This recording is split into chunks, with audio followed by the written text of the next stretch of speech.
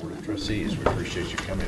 Why don't we go around for a quick round of introductions, just for those that may not know everyone. Point Folsom, Mayor. Sandy Pennington, Mayor Pro Tem. And Jeremy DeBaker, President, Rocky Mountain Fire Protection Board. Mike Tabalato, Chief. Ed Ferrigno, Treasurer. Ed Wiegand, Vice President. Susan Fenner, member of the board. Suzanne DeVenny, Secretary. Sandy Hammerly, new trustee. Matt Magley, Town Manager. Chris Hansen, Trustee. Rita Dozell, Trustee. Great. You're missing two. We have a couple of trustees that are here. Mark Lasis, his law firm does some work for the district, so he's recused himself from the dinner, so he's not going to be here. Kevin Ryan, also a trustee, said he might be a little late, so he might come in. I think that's everyone. Okay, so that's everyone. So for those that are, the first dinner, we like to do this every year, at least the years that I've been on the board, we've done this, and just a good opportunity for us to kind of talk in a roundtable setting about what's going on in town and the district. And for this meeting, we didn't really have an agenda per se of items to talk about, so we'll just kind of have it be more free-flowing and see where the conversation goes. Okay. I'm sure we won't run out of things. Oh, well, we always have things to talk about. Why don't you all, maybe you could dive in with a couple of things that... A couple things here, I guess. And the first one is, I know that, Clint, you met with Suzanne a little over a month ago, I guess. And yes. She voiced some concerns about the status of the fire marshal and mostly with the new development over here across the street. And we've seen a lot of improvements since then, some improvements since then, with the way that the developers and the contractors are working with us. But we still do have some concerns about the way COs are still being issued without a full sign-off by our fire marshal.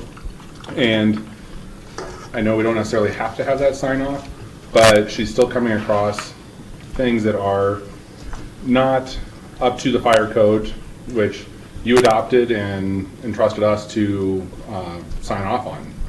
So we just want to see what can we do to work together going forward to just strengthen that relationship and make sure there's the trust between your staff and ours to make sure that the buildings are safe. I know that it's kind of hard on our fire marshal when she's struggling to get responses from and get the contractors to follow through with what they need to do.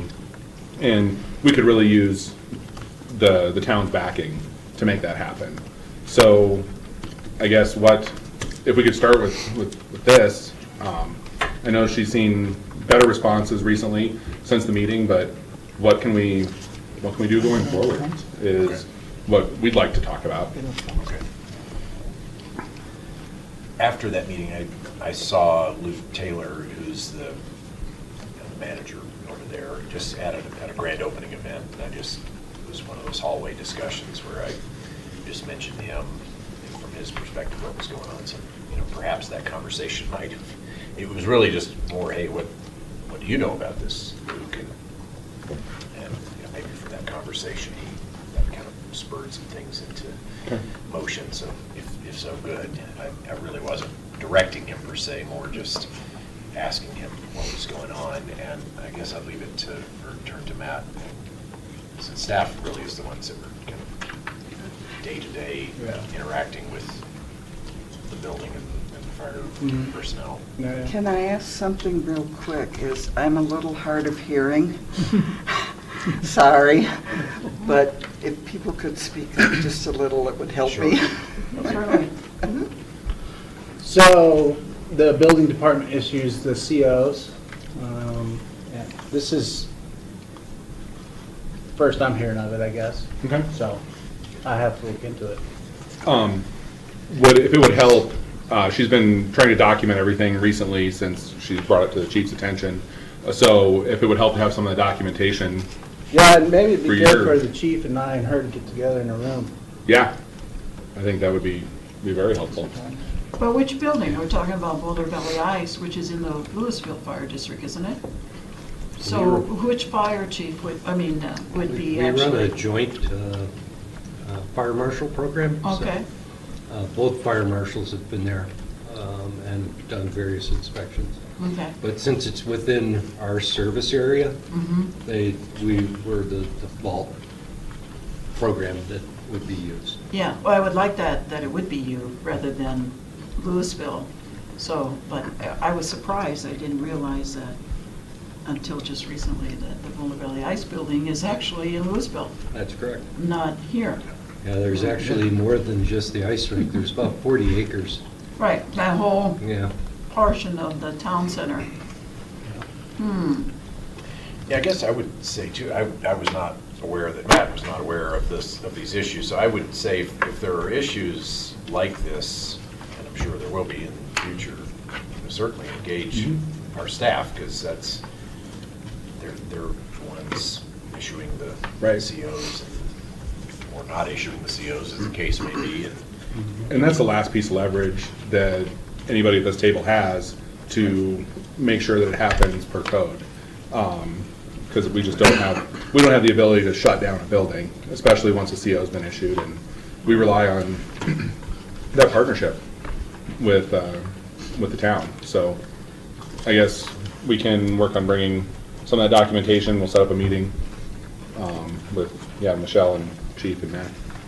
So I think also with Louisville though, because what we're saying, Matt, is that, and Mike, the new homes that are being built there now are actually in Louisville Fire District. Okay, because all the Bell and Enkick properties are in. Right. And the medical office building. Right, that whole main street on both the south and north sides is all in, okay.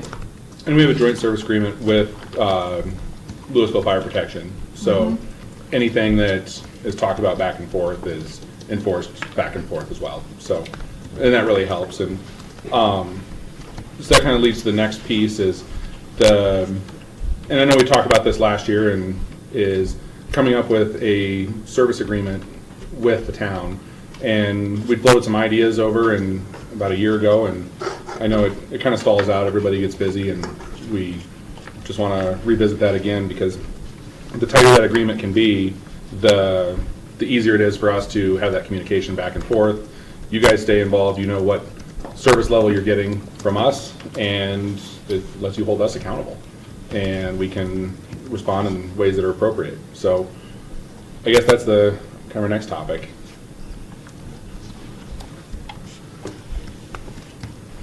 I think, from last year's dinner, we did have the attorneys start working on this, and that's kind of where it went. Yeah, it kind of fizzled right there with the attorneys. And Well, we had we had a good meeting. Yeah, Matt Mike and I and the the two attorneys, met. and we worked on some concepts for the service agreement.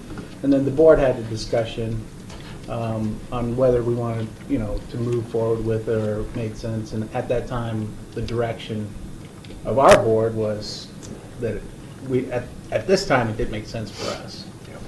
And I relayed that, I think, to the district, and that was based, as I recall, on some comments that our attorney had for us, is just some either concerns with things that it might bind us to, or was it necessary? I don't yeah, know. I think her position was that it wasn't necessary Right. for us to enter into an agreement. There are benefits to a service agreement, but that was Kendra's position, I think.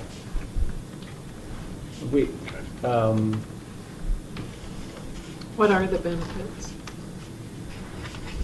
I heard tighter level of service, but I think we're pretty happy with the Well, service thus far. Yeah, you can set the level of service, Yeah. is what you can do. set level service. We can negotiate through all those pieces. The one big outstanding issue is emergency response. If there's another flood, for example, if a plane comes off the runway and goes down over here in a neighborhood, dispatch will notify us, and they would typically, with other towns in the area. If something happened in their district, they would notify, there's a contact list and a phone tree that gets initiated. And there's emergency places set up to meet. And there's a whole protocol that can happen with that.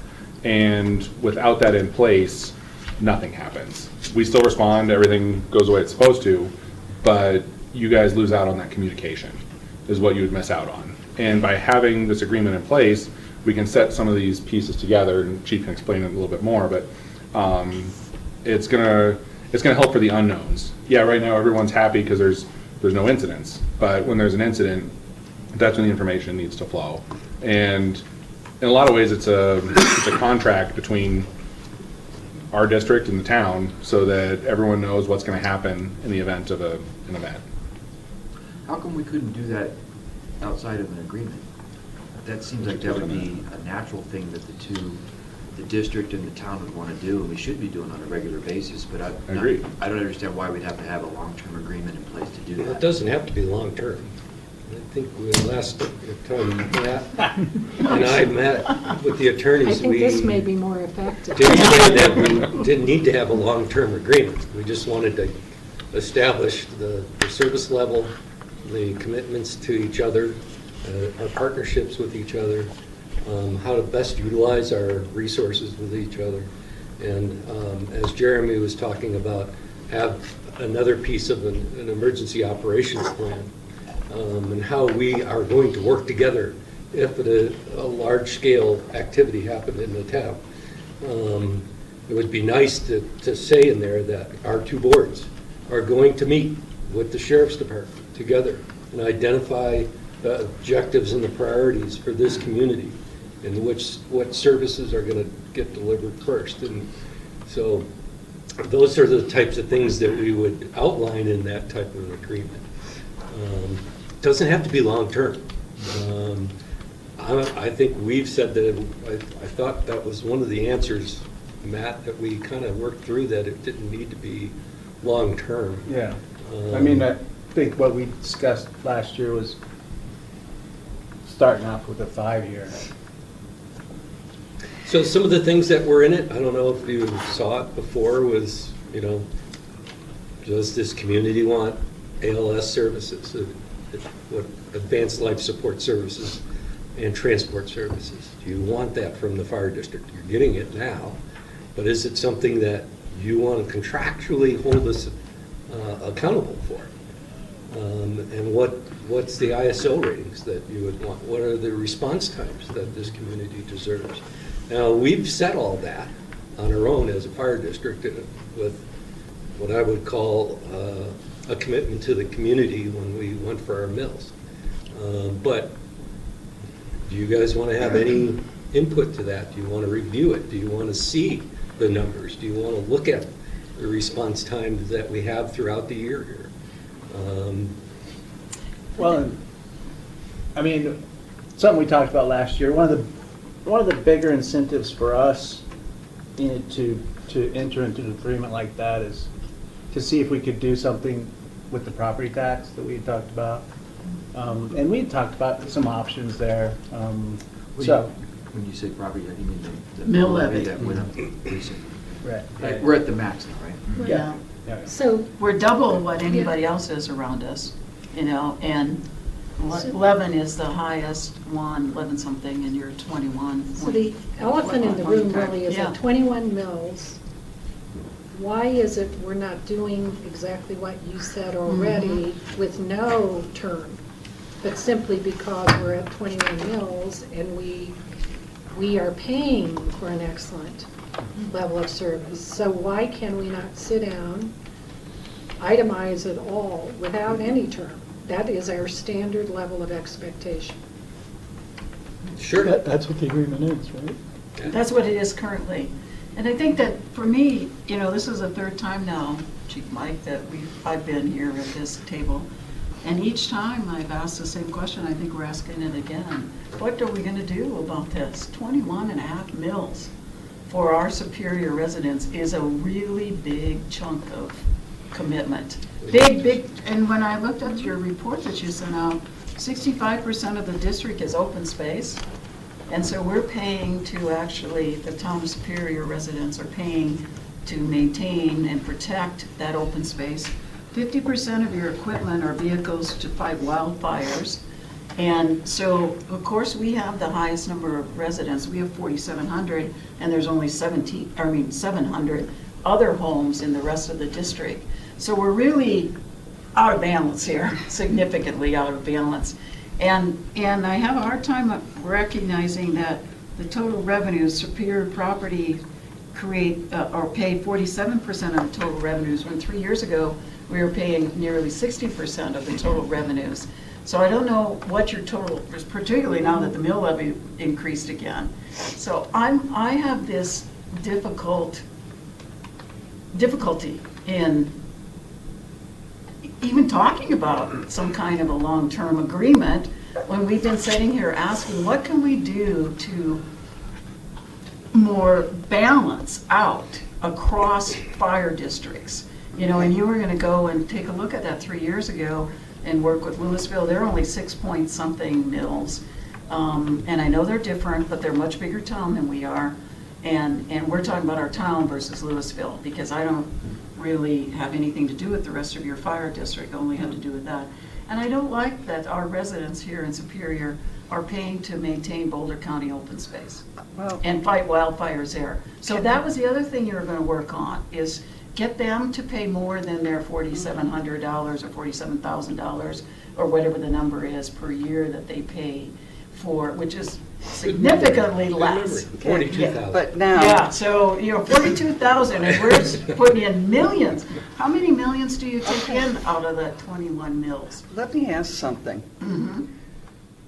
One, we all pay our property taxes, which is, you know, I'm on a fixed income and et cetera. Yeah, it's not easy. But I also know what happens, how many times now right outside Superior when someone set fire to the grass? The people that are coming in are the people that may be up on Flagstaff. They may be coming from El Dorado Springs. But they're here in Superior fighting your wildfire. Because if that wind is blowing, it's going to go through Superior. And you have houses right next door to each other faster than probably we're going to have in the mountains. We've seen what happens. I mean, my son is a firefighter. I've got to say that. I have learned how many days I can go without sleep. I have sworn I've held my breath the whole time. And I've gotten a phone call at 3 in the morning from my son, who lives in Nederland, said, yeah, Mike Tumbalato told me to call my mother. You know, it's part of it. But we're all in it.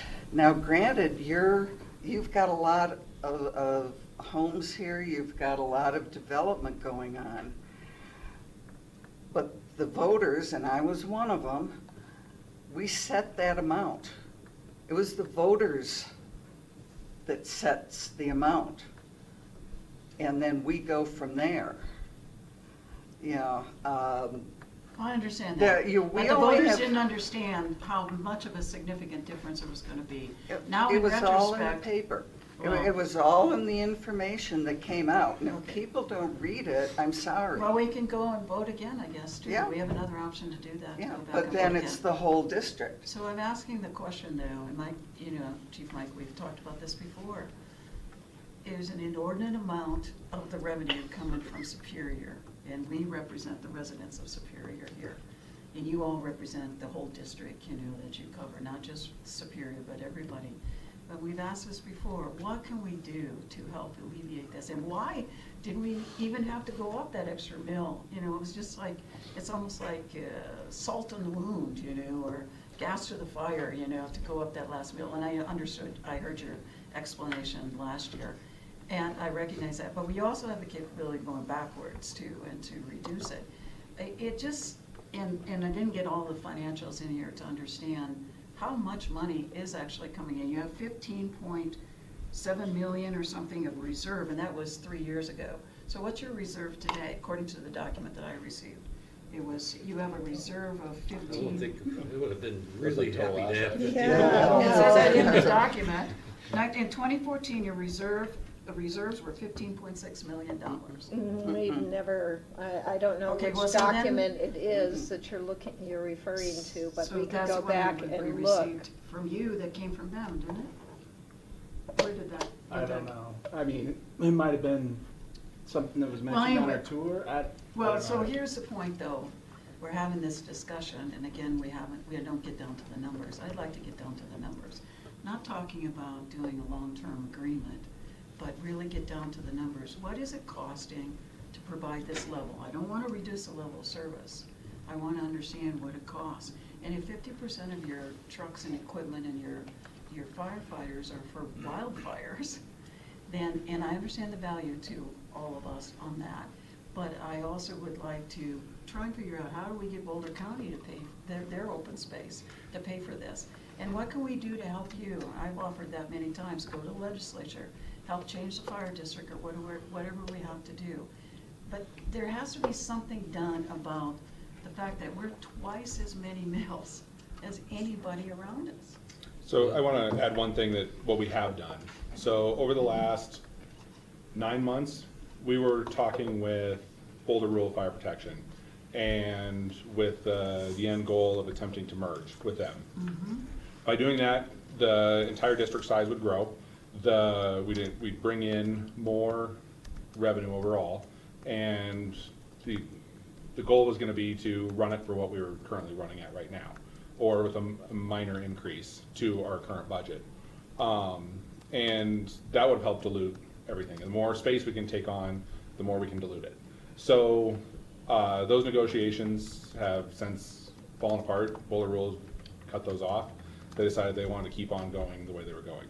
How many mills do they charge? They were at 14, and we were going to come down and they were going to come up as what we were going to try and work out with them. And they decided they didn't have the political capital to go for a mill levy increase. So we are working on things, and we understand that it's expensive, but again, we do all pay it too. And they're Well, I know we they're all barely pay, Yeah. solvent. but it's more Yeah, than and anybody they're not else solvent pays. at all. Yeah, they were having a lot of Well, trouble. Well, you're And- picking the onesie-twosie example, which doesn't always necessarily make the Let rule. someone else have a say here. So the other thing that impacted us this year is the Gallagher Amendment. And the Gallagher Amendment is strictly a reduction in residential property tax And it takes amounts. effect next year. if it does, And- yeah.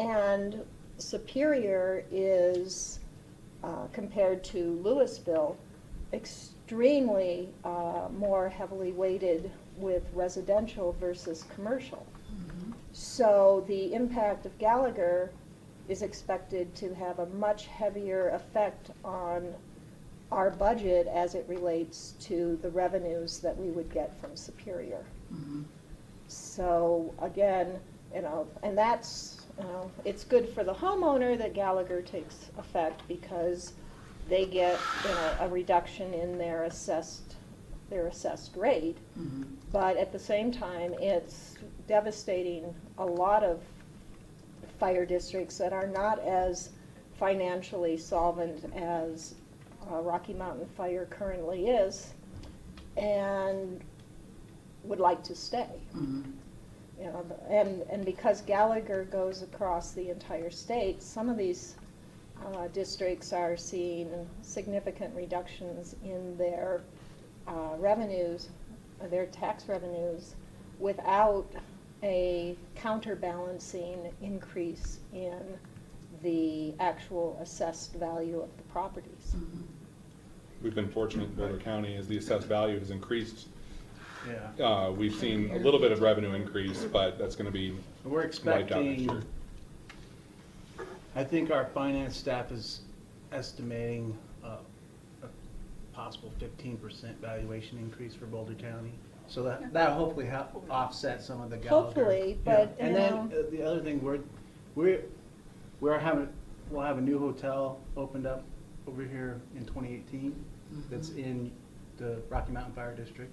And then we'll possibly have a second hotel on the Resolute property open up next year, which will help on a commercial basis with you. Um, And then, all the new residential that The discount. that is getting built in town is the sale prices of the homes is just, Exorbitant. we have 2 homes over here that have sold for over $1 million, which is mind-boggling. But, you know, for us, we look at price points for residential because at a certain price point, we start to see a net positive because we have costs for services and all that. But and so when these prices are coming in, most of the residential that's getting built in town is a net positive for us as well. And I'm hoping it for the district as well, as far as revenue coming in. Well, we're definitely watching Gallagher though, because as you know, if the assessed values go up, then it can further trigger another Gallagher Right, yeah, reduction. yeah. And, you know, there's no way with Tabor to be able to ever get that back. So it could theoretically just keep going down. Yeah, Until- unless the legislature does something. Mhm. yeah. Which is they're working on right now. Yeah. So I Might mean, happen. when you talk about 21 mills, it is what it is. But what we do offer is probably the best balance sheet of any department around here. And we don't finance our trucks, we have a truck replacement fund. So that really the only debt we're carrying is the bond, which of course is fully funded separately. And I think, you know, I live on Flagstaff Mountain. My firemen come from El Dorado Springs. I don't have a fire department, you know, 24/7, half a mile away in the center of your town. So obviously, the resources are directed down here where they belong.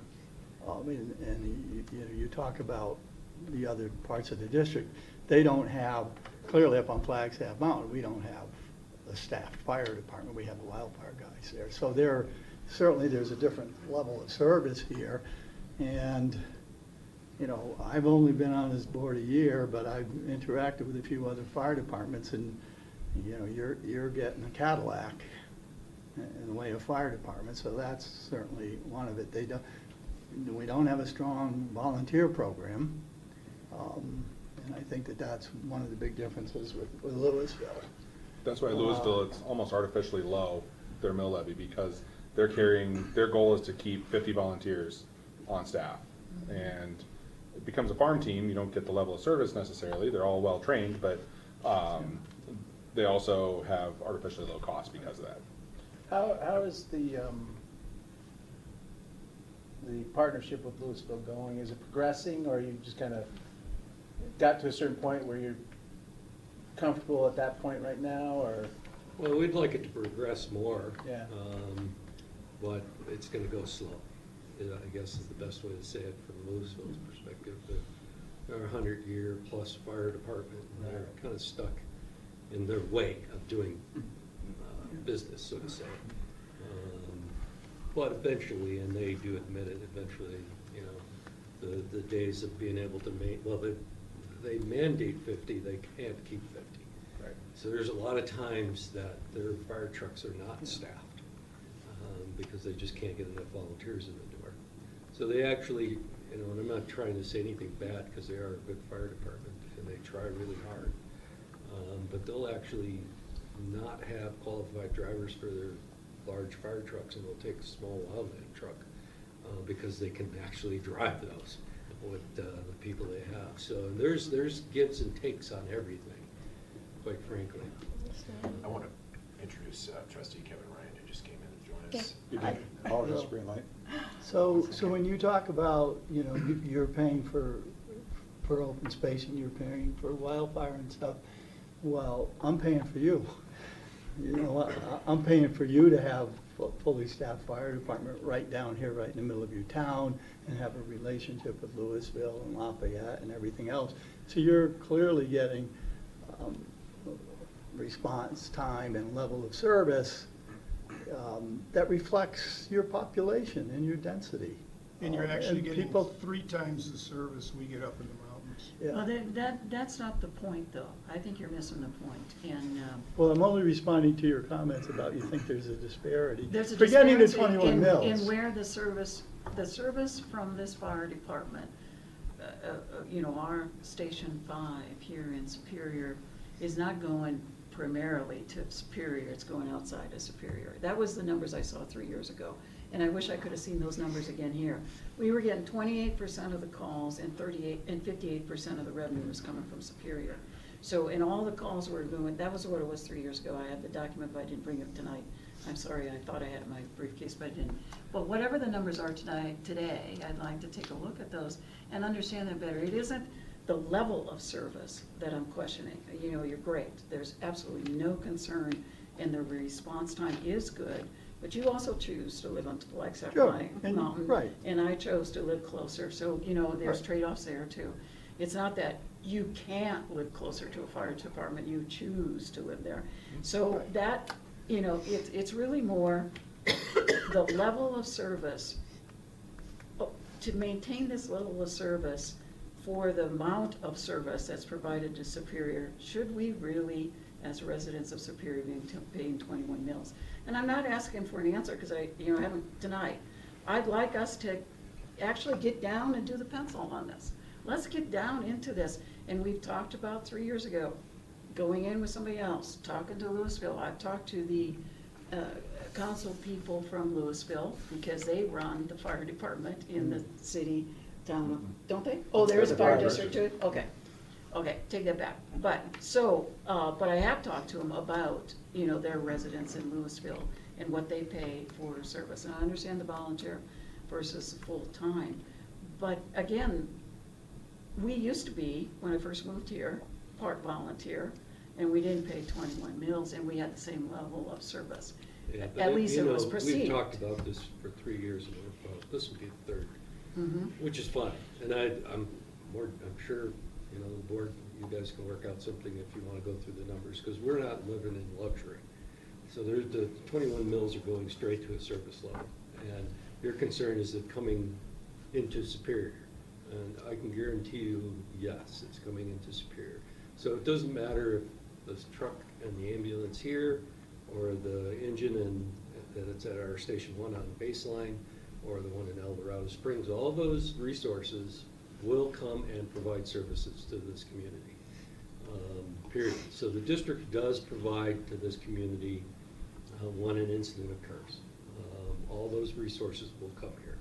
Plus, our partnership resources will come here that we have established with Louisville and Lafayette, City of Boulder, and so on and so forth. So whatever level of service you need, depending on the incident that occurs in the town of Superior, we will bring that to bear here, based on the amount of money we get.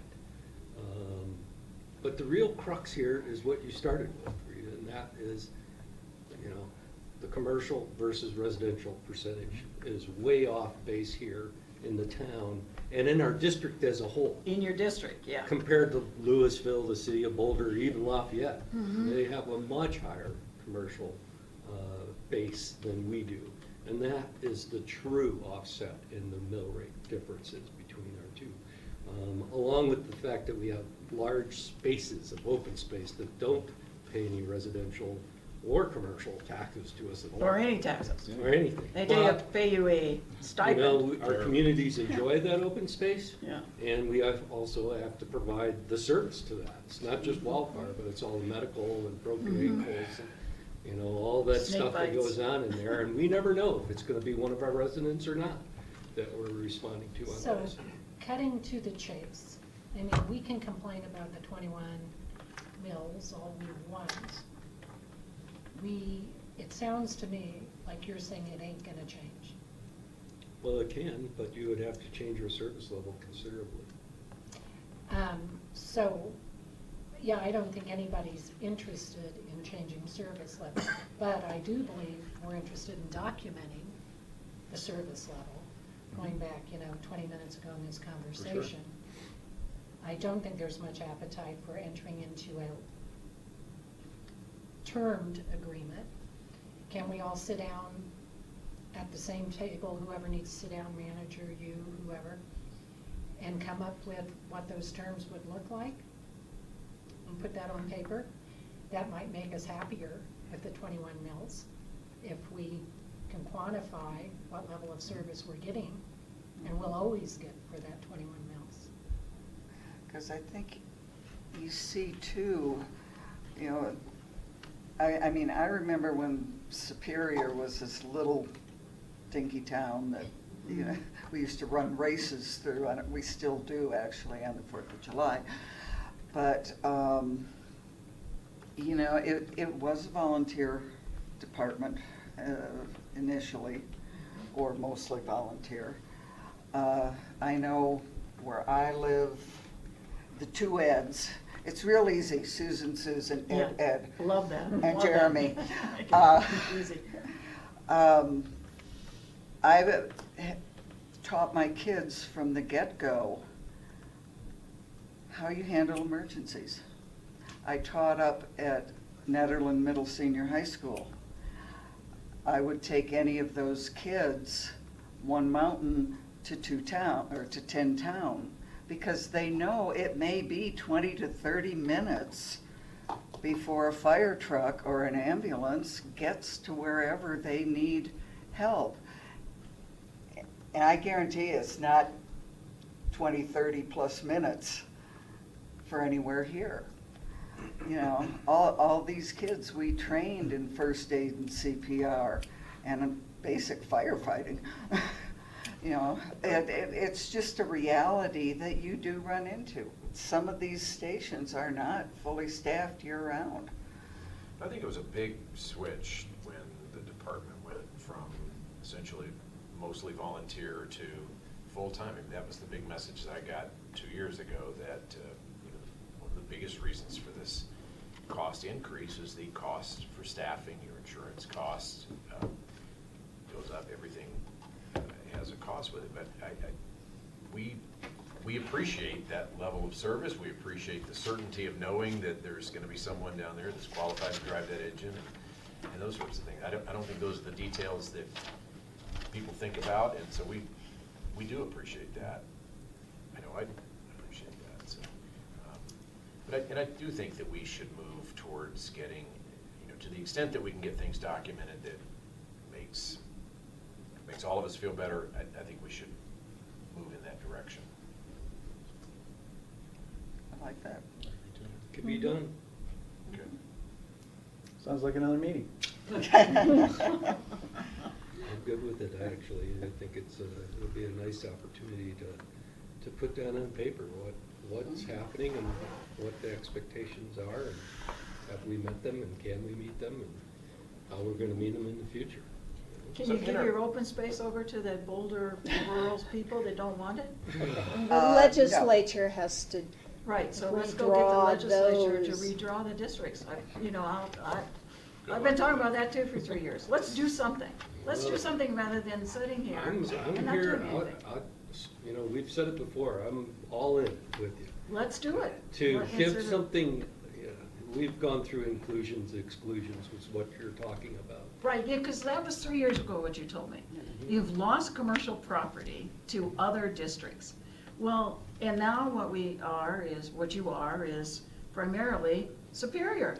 Let him finish. And, no, let me finish. I'm the that's one fine. that, I'm trying to get to something where we can actually accomplish something. So next year, we're not sitting here having the same conversation.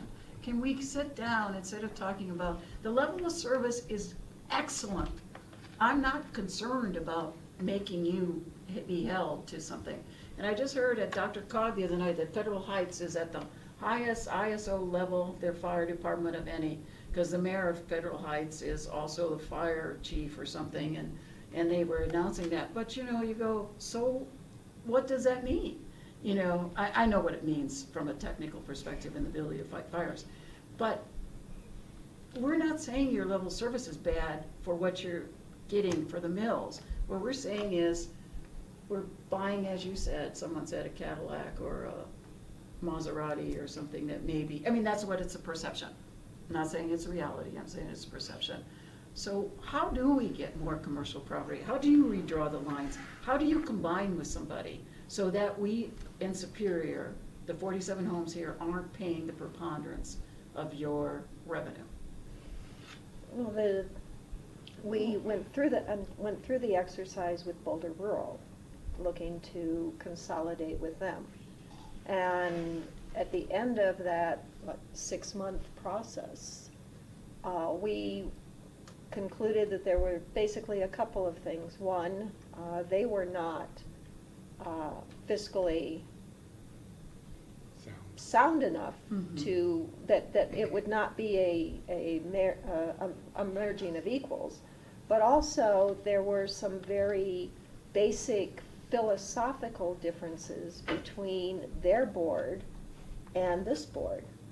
And that those philosophical differences were large, a big enough gap that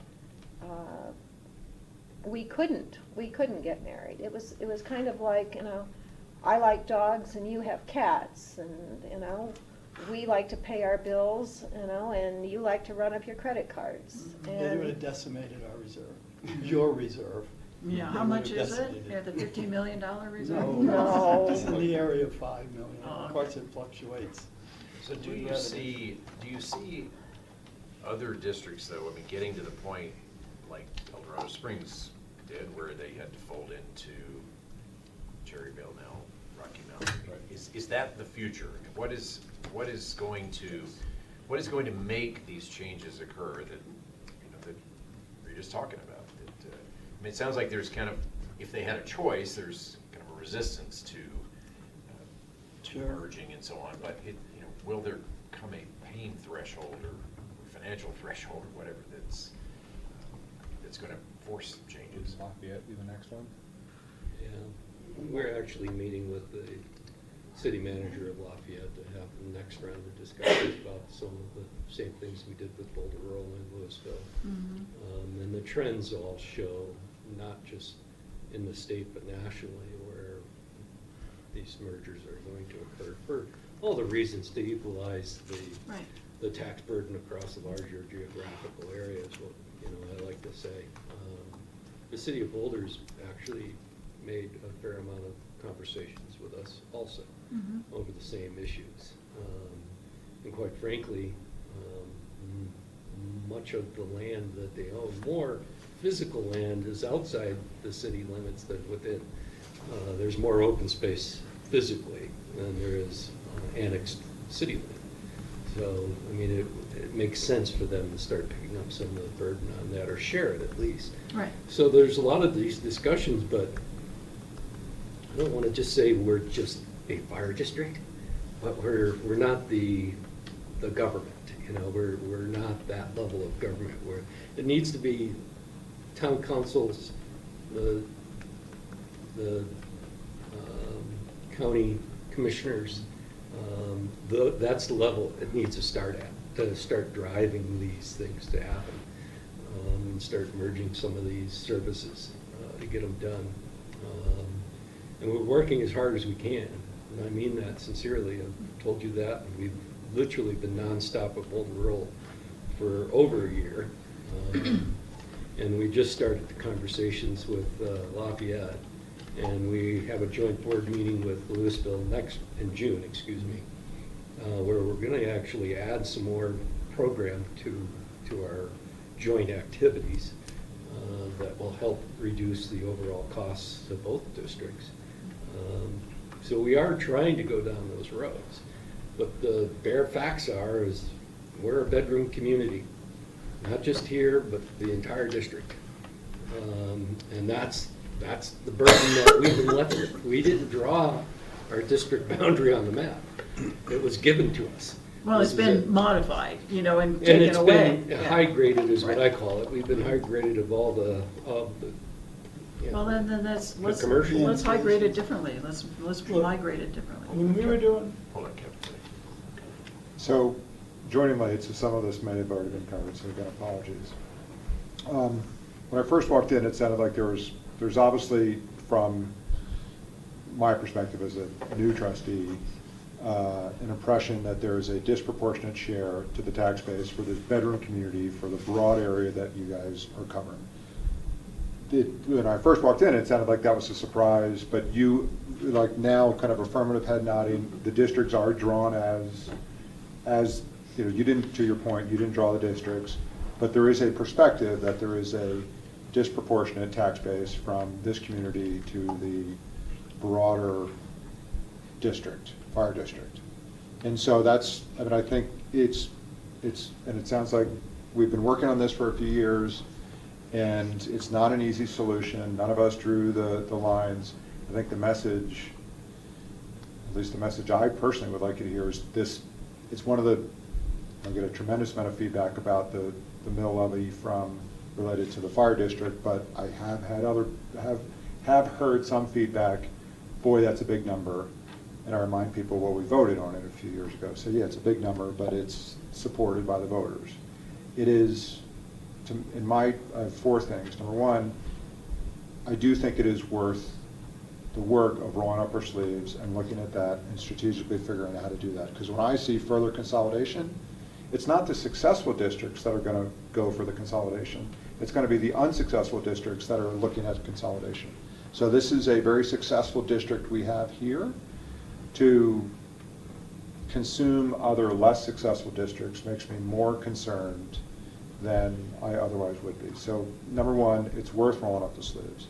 Number two, and we do, I think it's a great idea to have these dinners, and we do them with our advisory committees. And I ask the same question for everyone, and I'd like to hear from you, once we're done with this topic, how could we as a board help make you more successful? What can we do as a board and as a community to make you more successful? Number three, we are clearly getting outstanding first response services, unparalleled. I would feel very comfortable that my kids, unfortunately, are not as trained in first aid as they probably should be. The fire department is probably 900 meters away from my house, and know that you guys would be there in a heartbeat. Which is very comforting.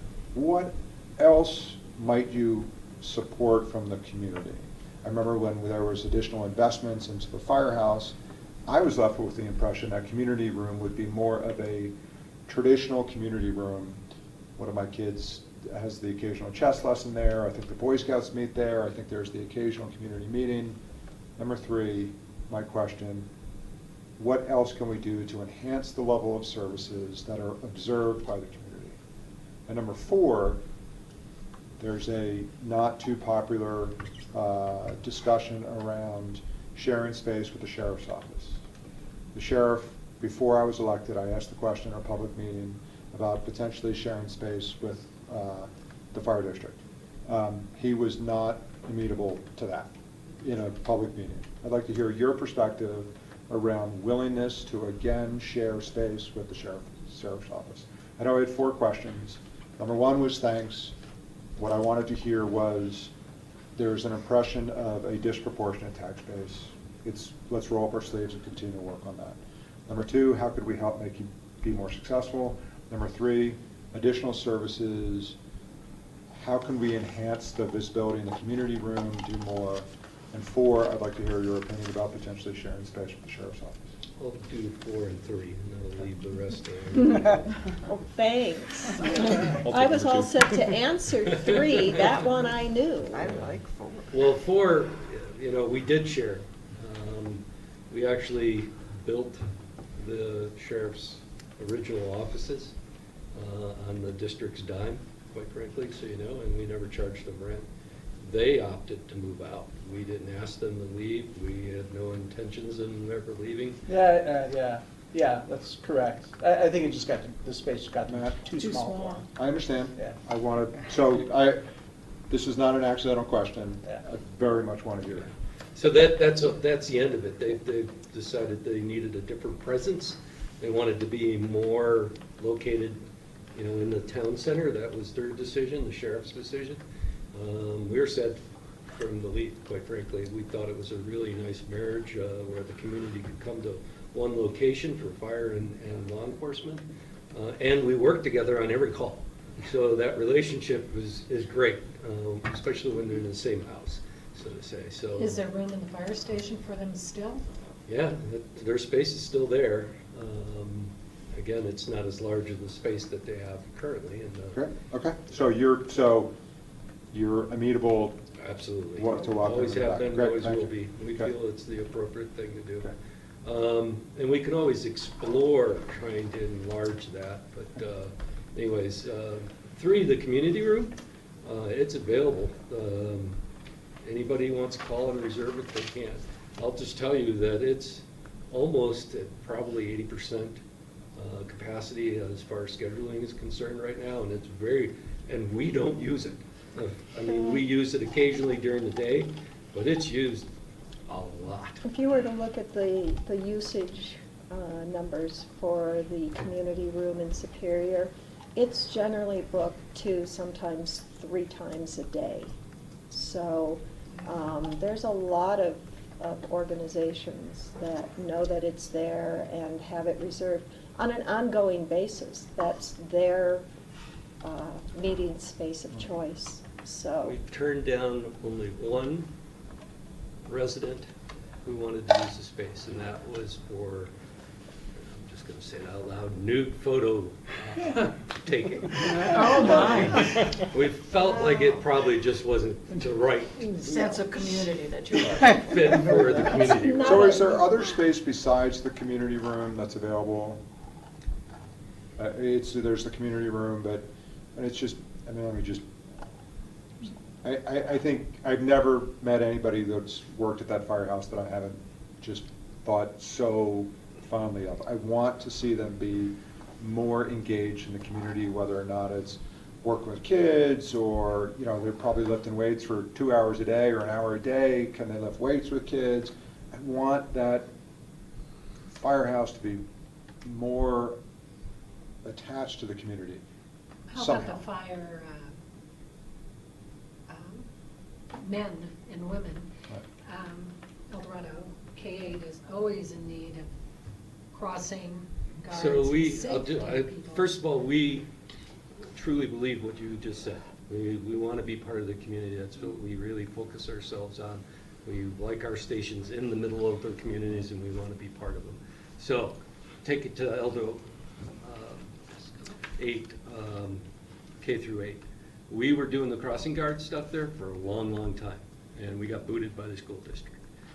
The reason we got booted is because they wanted parents to do that and felt it was their obligation to do it, not ours.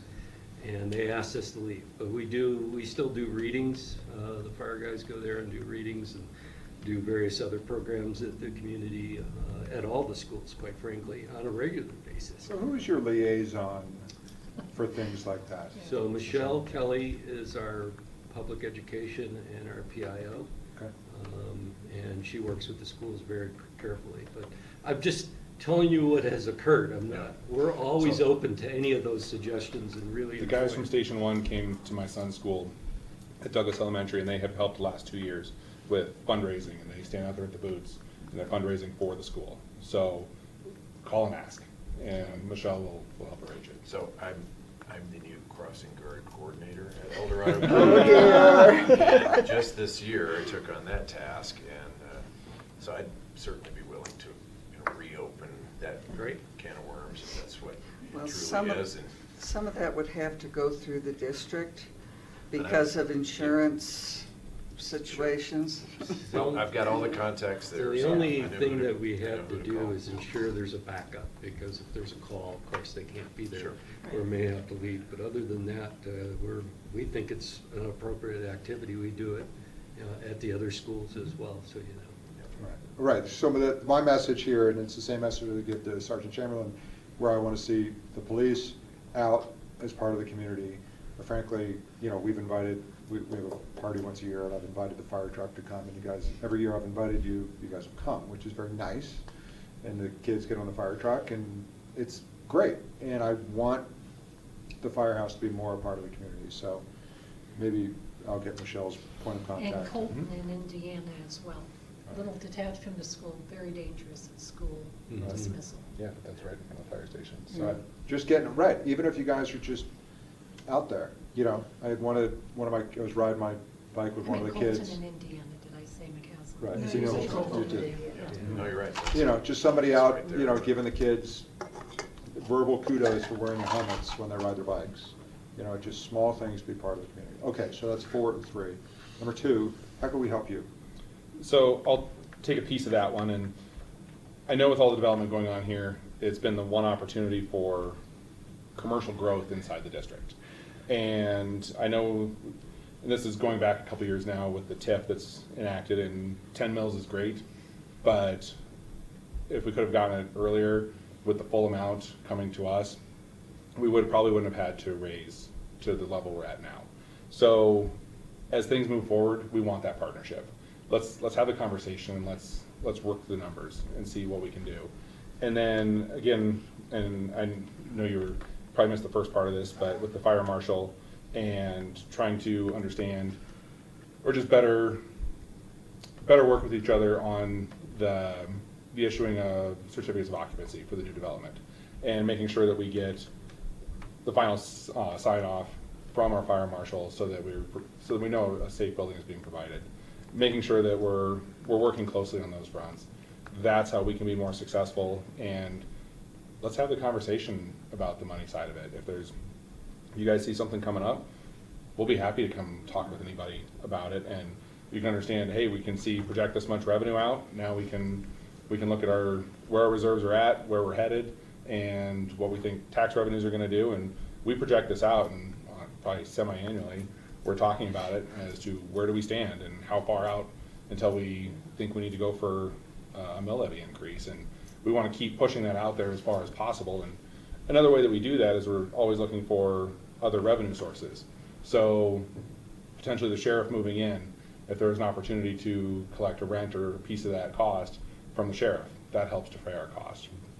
All the wildland equipment, yeah, that is 50% of our cost, but that's also a revenue generator for us.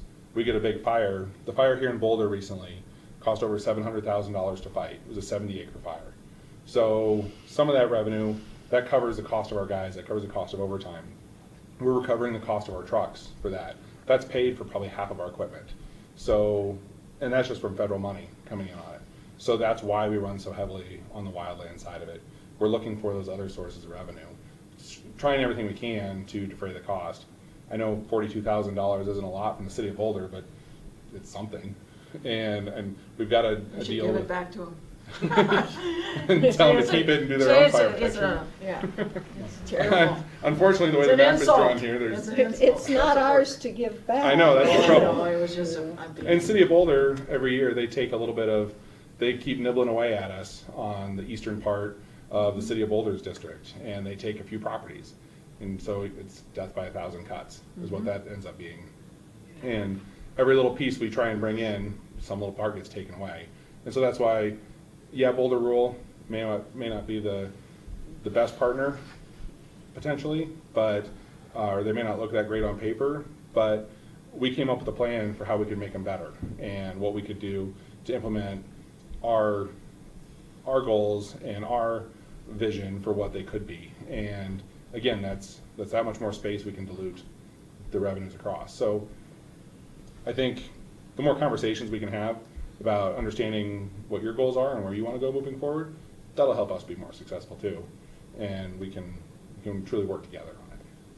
Well, my goal, clearly, bigger part of the community, right? So, I mean, small things, I'll personally reach out to Michelle, remind the community about car seat checks. You know, hopefully you guys still do those. Absolutely. Reminding people, you know, hey, you smell gas, you guys don't have to show up with sirens blaring. It doesn't have to be, you know, you'll send a car and check it out, you know, or maybe you do have to go with sirens Quite do blaring. it Who that knows? way. So, but More things you fun can do sirens. as part, right, Yeah. things you Just can do as sirens, part of the but you need community. trucks. Maybe a smoke detector check or whatever. You know, my personal goal, I don't think we're going to be successful in any short amount of time reconciling the difference between what is perceived by the community as a disproportionate share. We're already getting a Cadillac, I want to give everybody a ride in the Cadillac we have, right? We're paying for a Cadillac, let's make sure that everybody sees it and has availability to it, because I don't see any short-term fix to it. So, and by the way, and I probably didn't say this, again, really excellent. Service is phenomenal.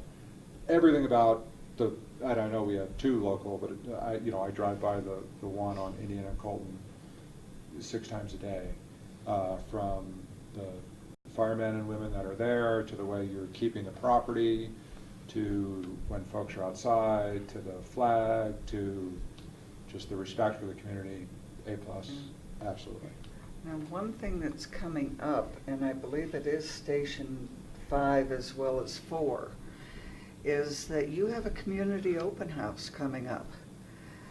The whole 9 yards that goes into it, from information, what can we do here, here's how to prepare if XYZ happens. You have fun for the kids. I know, because we have ours on May 21st.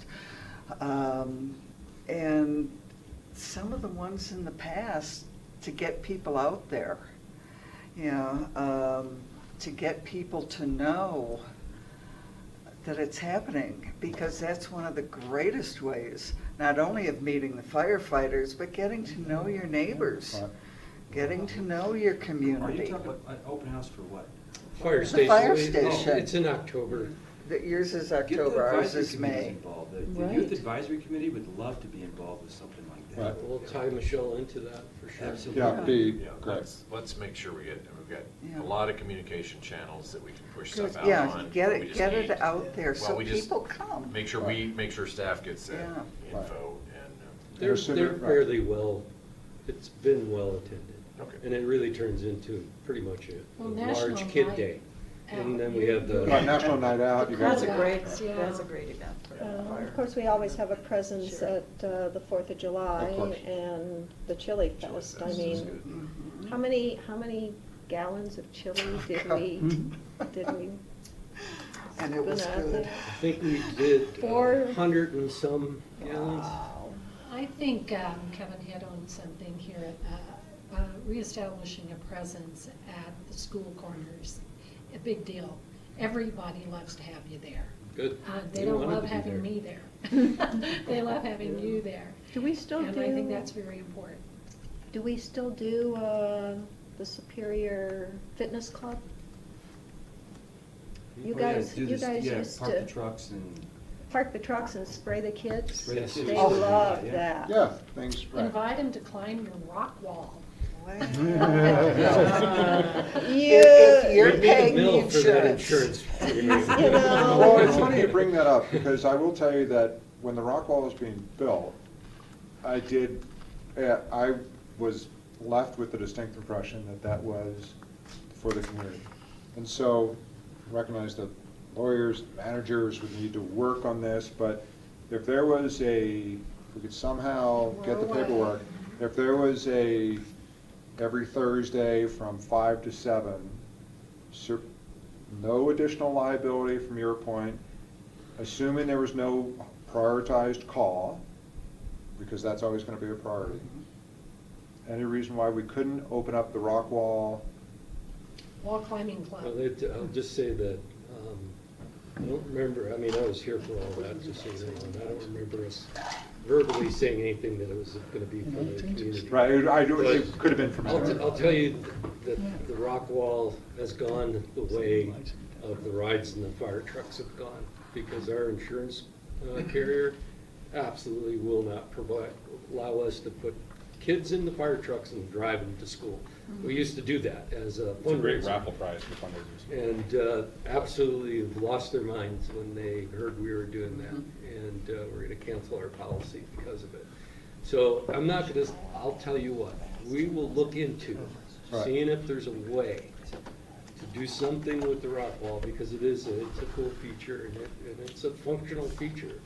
And we do have a lot of safety aspects built into it, that we think we could do stuff safely, but we do have to be honest with our insurance company about it.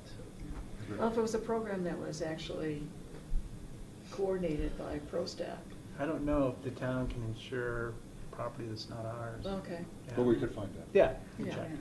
Because just as, to realize what the insurance on some of this is, I've been involved with the Boulder for 30 years, basically now, as a mile chief and working with it. Our insurance rates now are roughly $10 million for a 6.2 mile race. So you got to be real careful when you're dealing with the general public. It'll be interesting to find out, definitely. We will fully look into it, I understand. guarantee that. Right, just Yeah. I mean, this is great. This is what, anyway, so I didn't mean to hijack it. I probably talked about all those things. I like That's great. this I like it. conversation, I like this Yeah. part of it. so. You know, if you ever want, you can have your birthday party there. It is something we offer. I've been to a few there. Okay. You get a red hat and everything, so. Those are always a Right. hit. Right. We've got about 7 minutes or so before we need to break down the Hey, tables. I just wanted to point out to you guys that when we were looking at Old Rural, the number one conversation is, this isn't fair to the people of Superior, because it represented a vast transfer of assets to them, of your assets. I think it's important, that was the overriding conversation that we had, that this isn't fiscally responsible and it's not fair. And we didn't, more than say, it's not fair to everyone, we said, but we specifically said it's not fair to the people of Superior. And then the other way to look at the value proposition on the 21 Mills, which Jeremy touched on, is the town center, which of course, how many people are you gonna have there? 1,400 Businesses? 1,400 to use, yeah. That's gonna be a significant drain on the department and services that you're gonna get. So maybe that, and those folks, we're not getting 21 Mills for that. So that's just something to think about when you look at your value proposition as well. Matt, do we have the ability to change that? Nope. Is that set? No, it's No. not. So I don't, But we'll how have do you interpret this 1,400 conversation? units of residential for sure. And how many- Or somewhere in there. How many hotels and- visitors are how you many ambulance expecting to calls come are that gonna be? through once the hotel It's is unfortunate, in place? I'm Because sorry. the hotel. About how many visitors I'm not I'm asking sorry. for are anything. going to, are you anticipating? Well, just the sports stable alone will have, 1 to 2 million a year. Okay. and then, so- but But the property the other taxes point I are wanted to 3 make. times what a residential property tax are. That's where the real kicker is. Where, And 21 mills at 3 times the value. But or 3 those all times go to assessed rate. Louisville. But, Well, for because that they're- one, yes, yeah. but everything else is gonna be built, the hotels and all that. No, well, not on the BLM property. There's gonna be a lot of commercial and another hotel Right. on Main Street that won't come to you and has nothing to do. And we're gonna service it, so. But- and we're going to Case service study. the 1 to 2 million visitors there'll be that commercial come in that who will may go to the need, district as well. Yeah. that may And need, they're the ones that break a leg or. assistance. Those hockey players, those soccer players They calling can go for to the the medical office ambulance. building right next door there. so- Yeah, but who are you Urgent gonna care call first that to will be get in there. there? Yeah. So, but no, I understand that, but I also go back to, and you weren't on the board at the time when it was entered into the agreement with the developer over there, but, the fire department had to agree and recognize, because we have to get those checkoffs, fire, the sheriff, school board and all, that what was gonna happen over there, and that there was gonna be property taxes that would go as a TIF, so, but, I'm not saying, I don't like it either, but you don't like it, at least you're getting 10, we're getting nothing, so, but it's done, that's a done deal, but That's I a done recognize deal. the. Yeah, so that can help, that mitigates that 21 Yeah. mills. Right. Well, anytime there's a fire call on my street, both Louisville and Rocky Mountain Fire show up. Both. On Thanksgiving night, we had 2 ambulances, 2 fire trucks, a chief, car, and all in the street, and I go, what happened? Did the street blow up or something? Well, Everybody showed up. But wouldn't you rather it be Well, I couldn't believe it. Everybody showed up. They And knew somebody you were said, there. stand down. It wasn't for me, it was for my You're a neighbor. difficult patient. I know. It wasn't even for me, it was my neighbor's 95-year-old mother, so, Well, let me say, who loved all the firefighters that came in over. I have done ride-alongs with our fire crews, and before I did that, I didn't quite understand why on a medical call you would send a fire truck. I now know, because on the medical call that we attended, the paramedics were attending to the patient, and the firemen were basically figuring out the logistics of how they were going to get the patient out Yeah.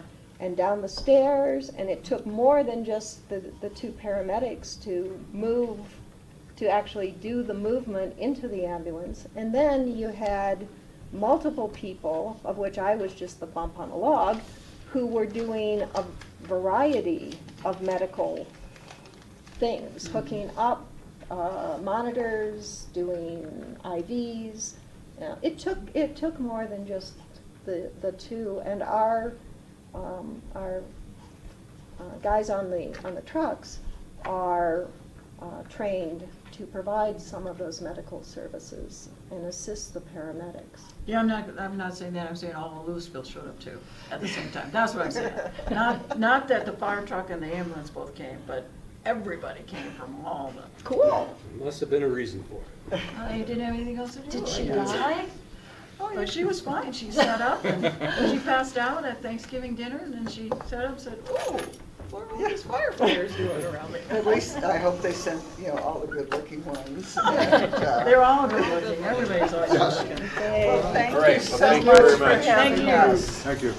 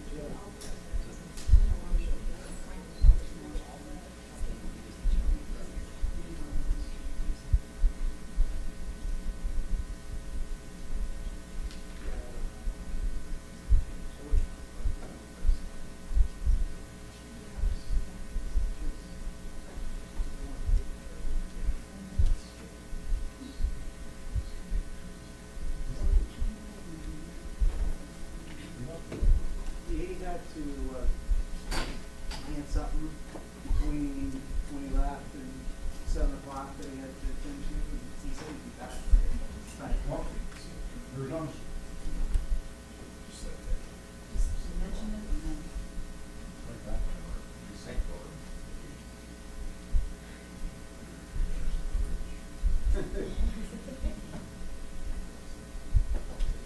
Thank you. You did. Figures.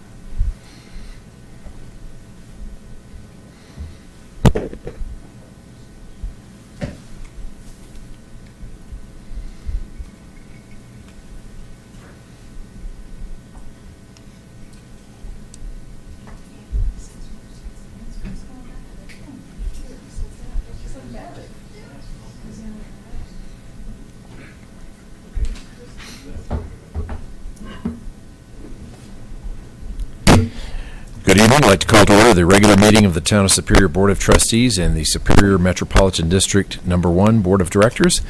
Could we all please rise for the Pledge of Allegiance?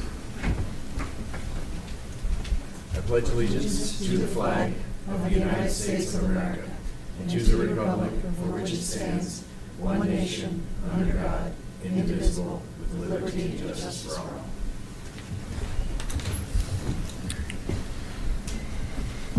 All right, could we have the roll call, please? Mayor Clint Folsom. Here. Mayor Pro Tem Sandy Pennington. Here. Trustees Rita Dozell. Here. Sandy Hammerly. Here. Chris Hansen. Here. Mark Lasis. Here. Kevin Ryan. Here. Town Manager Matt Magley. Here. Attorney Kendra Carberry. Here. Town Clerk Phyllis Rupp. Here. Thank you. Next is the approval of the agenda. Are there any items that anyone would like to pull off the consent agenda or change the agenda? Nope. Okay. Motion to approve the agenda. Go ahead,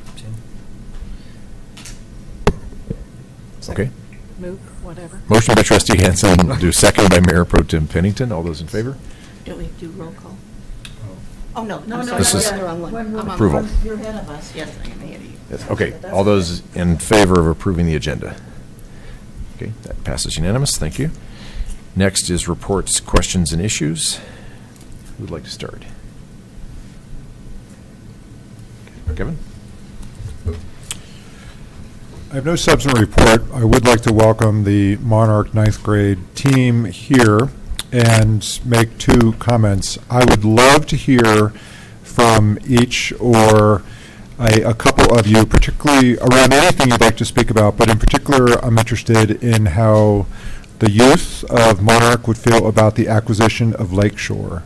So you may comment, and don't be nervous about it, during the open comments in about 20 minutes, or if you wanted to wait until about 8:30 or 8:45, and we're going to have a board discussion, your comments would be welcome then. But I'm very interested in doing so, and will personally write a letter to your teacher thanking you for commenting. My only comments, thank you. Very good. Okay, Rita. Okay. I'll write a letter too, but you don't even have to comment. Just let me know what your name is. Okay, on April 11th, I attended the Mayor and Manager State of Superior. It was a great event over at the Boulder Valley Ice Building, and also known as Sports Stable. And then on April 15th, went to the Arbor Day celebration at Wildflower Park. It was extraordinary. It was so much fun. It was great. Just had a great time there. And then on April 17th, I attended as a member of the public the Rocky Flats Stewardship Council meeting. That was over here at the Rocky Mountain Airport. And I was a little concerned that the message in one presenter was that the Rocky Flats had been completely cleaned up with all contaminated property and soil removed. It was a little bit of a more rosy picture than probably was completely truthful, but it was done by the person for Department of Energy who was responsible for the project management of the cleanup. Also, they mentioned the legislation that created Rocky Flats Wildlife Refuge, and I asked to see a copy of that, and I did get a copy of that legislation from Sandy Pennington. And it's interesting that the Rocky Flats Wildlife Refuge was created by federal law to be managed as a preserve of open space and wildlife habitat. No mention of recreation or a visitor center on there, so I think there'll be some more discussion about that as it progresses here. On April 19th, I attended the DRCOG Finance Committee and board meetings, and there was a presentation on the Superior ULI Urban Land Institute Technical Assistance Panel that happened here last October. Was well received, and it was interesting again to review that report that the TAP from the ULI had created. We talked about very different legislation that was winding its way through the legislature, and I won't bore you with that. But the biggest two are the transportation funding ballot question, which is supported by DRCOG, which would be a tax increase a sales tax increase to allow for transportation funding, which would have to come to a ballot question this fall if it passes out of the legislature. And then the construction defects law also had a lot of discussion, and most people figure it's still going to change significantly before anything happens.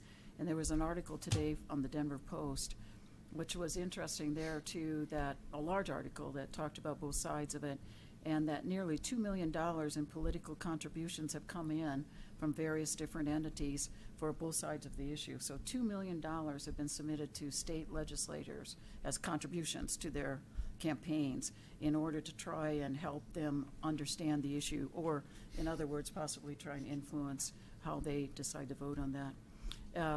And then I just want to mention that in the consent agenda, which is the reason why we have to do a roll call on that, we'll actually be spending some of the money from the town. But we also will be getting from the DRCOG and through federal grants $839,000 of federal funding for two projects, the traffic signaling project and the trail from the bus rapid transit to the Davidson Mesa underpass. We'll receive those as a result of funds, projects that we submitted to DRCOG and received the funding for. $839,000, and the town will be responsible for our share, which is only $145,000. Great thing for us, and a great benefit too, to be able to connect the trail from Superior all the way into Boulder. That's all I have. Thank you. Attended the same Rocky Flats Stewardship Council meeting on the 24th. Oh no, I'm sorry. That was on the 17th. 17th. Yeah, we attended actually the executive committee meeting today, the 24th. But at the Stewardship Council meeting, some of the primary discussions were, we do have the triennial review coming up, and the town is going to be asked ahead of that to say whether we want to continue on the Stewardship Council. And I would assume that this board is in the majority that we want to continue that relationship and that representation. Yes? Mm-hmm. Yep. So that's something that will come to the town, and we'll sign that and move it on. There was a brief discussion on potential budget cuts with the new administration. Although it's unlikely, but there is a chance that the Stewardship Council funds could be cut. But David Abelson said that he doesn't think so. But if so, then there are contingencies in place that the Stewardship Council could continue on. The presentation that Rita spoke about was presented by Fraser Lockhart, who used to be the site manager. And it was a much different perspective than I've seen on on Rocky Flats since I've been involved on the Stewardship Council for 6 years. He kind of reviewed how they came up with the original budget and the time frame that it would take. And some of the things that he presented to us was there was scarce transportation issues with and national security issues with moving all of this contaminated waste. There was more than 21 tons of weapons-grade material on the site, more than 100 tons of high-content plutonium waste, 30,000 liters of plutonium and enriched uranium solutions. And the list goes on. And the original estimate was $37 billion to clean the site and to take roughly 70 years. It ended up being done at $7 billion and took 10 years to get completed. And one of the reasons he gave for that is that this was unprecedented. They'd never experienced something like this before, and they were very conservative in their estimates. And one of the things that he said was a challenge was one of the first things they had to take care of or get rid of was the glove boxes that they used with the plutonium to make the triggers. Well, they had to get rid of those glove boxes one at a time, and the first one took 30 days to dismantle it properly and move it out. But then through efficiencies, they learned how to do it, and what's Sandy? They did 10 they were up to 10 in a day or something like that. So just some of these things they learned along the way. They learned to become efficient, so that's how they were able to do it under the original budget in less time. And then at the end of the presentation, we saw how Rocky Flats, that location, came to be chosen back in 1951, and it's pretty interesting that there are some very specific criteria that they were looking at. There's actually 21 different locations that reviewed, but only Colorado localities met certain criteria. It was one is the dry, moderate climate, access to rail and airport services, utility access, and then the current location had maximum, believe it or not, maximum protection from dust storms, reliability of power, least vulnerable, and it was the least occupancy, so there's one homestead that had to be relocated, so the cost of building the site there was much less. So very interesting presentation. Today we attended the executive committee meeting, which is just really to plan for the next meeting that's going to take place on June 5th. There'll be at the June 5th meeting, there'll be a presentation of the financial audit. There will be the annual Department of Energy meeting that will discuss site activities such as surface water monitoring, groundwater monitoring, ecological monitoring, and site operations. And then we also had a discussion on public comment and how much public comment we should allow in the meetings. And I think they're going to end up adopting something what we use here in the town of Superior, how we'll allow public comment up front and then allow public comment after the board speaks during each agenda item. And then we will be seeing a presentation from the U.S. Fish and Wildlife Service on the Wildlife Refuge, and they will be presenting a new trail that I've never seen before, the new trail structure. So that'll be good to see as well. And that's all I have. Okay, thanks. Sandy? I also extend the same kudos for the State of Superior addressed by the mayor and the manager. That was well attended, and I thought very well presented. I actually learned a bunch of stuff. You would think we'd be exposed to everything up here, but I learned a lot of stuff. Arbor Day was a great success. Went to the Stewardship Council meeting, went to today's Stewardship Council Executive Committee meeting that has been well reported on by Chris. Went last week, Wednesday, I think it was, to Coal Creek Meals on Wheels. They have an outreach effort to all elected officials. They're now doing them once a month. I have never attended. Some of you have already attended, and I have to say, having had an elderly dad who would have really benefited from this but refused to participate, and elderly in-laws the same way, could really benefit and refuse to participate. I think pride's a little bit of an issue here. I think I would approach that a lot more diligently, learning and seeing what I saw there. I encourage all my colleagues to go there, and anybody in the community who is struggling with this issue, go and see it. Take your loved one there. And they referenced Clint, I think it was your idea about potentially using the call-in ride if we can get 4 or 5 seniors who want to have a lunch together over there. Because part of the service Meals on Wheels provides is the human contact once a day. And I love that idea. So I don't know if that has been proposed to staff to maybe try to coordinate and see if we could get sort of a band of brethren to want to go, like on Wednesdays, to have lunch together over Josephine Commons. But I think it'd be a great service to provide. I think they said they do 12 meals a day in the town of Superior. So we have 12 customers here we could contact, see if they're interested in doing a group once a week. I think it'd be great social thing to do. Our CAPS, Cultural Arts and Public Spaces, meets Thursday evening, 6 o'clock. I'm right on that time, right? I have to look every week. It's 6. Very energetic, vivacious committee that's interested in putting the super into Superior. So anybody who wants to come, we have 9 voting members, but we'll take as many active, energetic adults and kids, teens, as we can get. That's all. Great. Mark? I'll second or third the mayor's State of Superior. Attended that. It was really well attended. It was a great event. The mayor and the manager did a wonderful job presenting an overview of all the exciting things that we have coming up here in Superior. This past Saturday was the Great Superior Cleanup. I saw a number of people around town picking up after pets and other people's pets. So thank you, everybody in OSAC, for putting that together. And then lastly, just one comment. The city of Louisville recently implemented a pilot program banning the use of glyphosate at town playgrounds. As many of you know, glyphosate is the primary ingredient in Monsanto's Roundup weed killer and is a known carcinogen.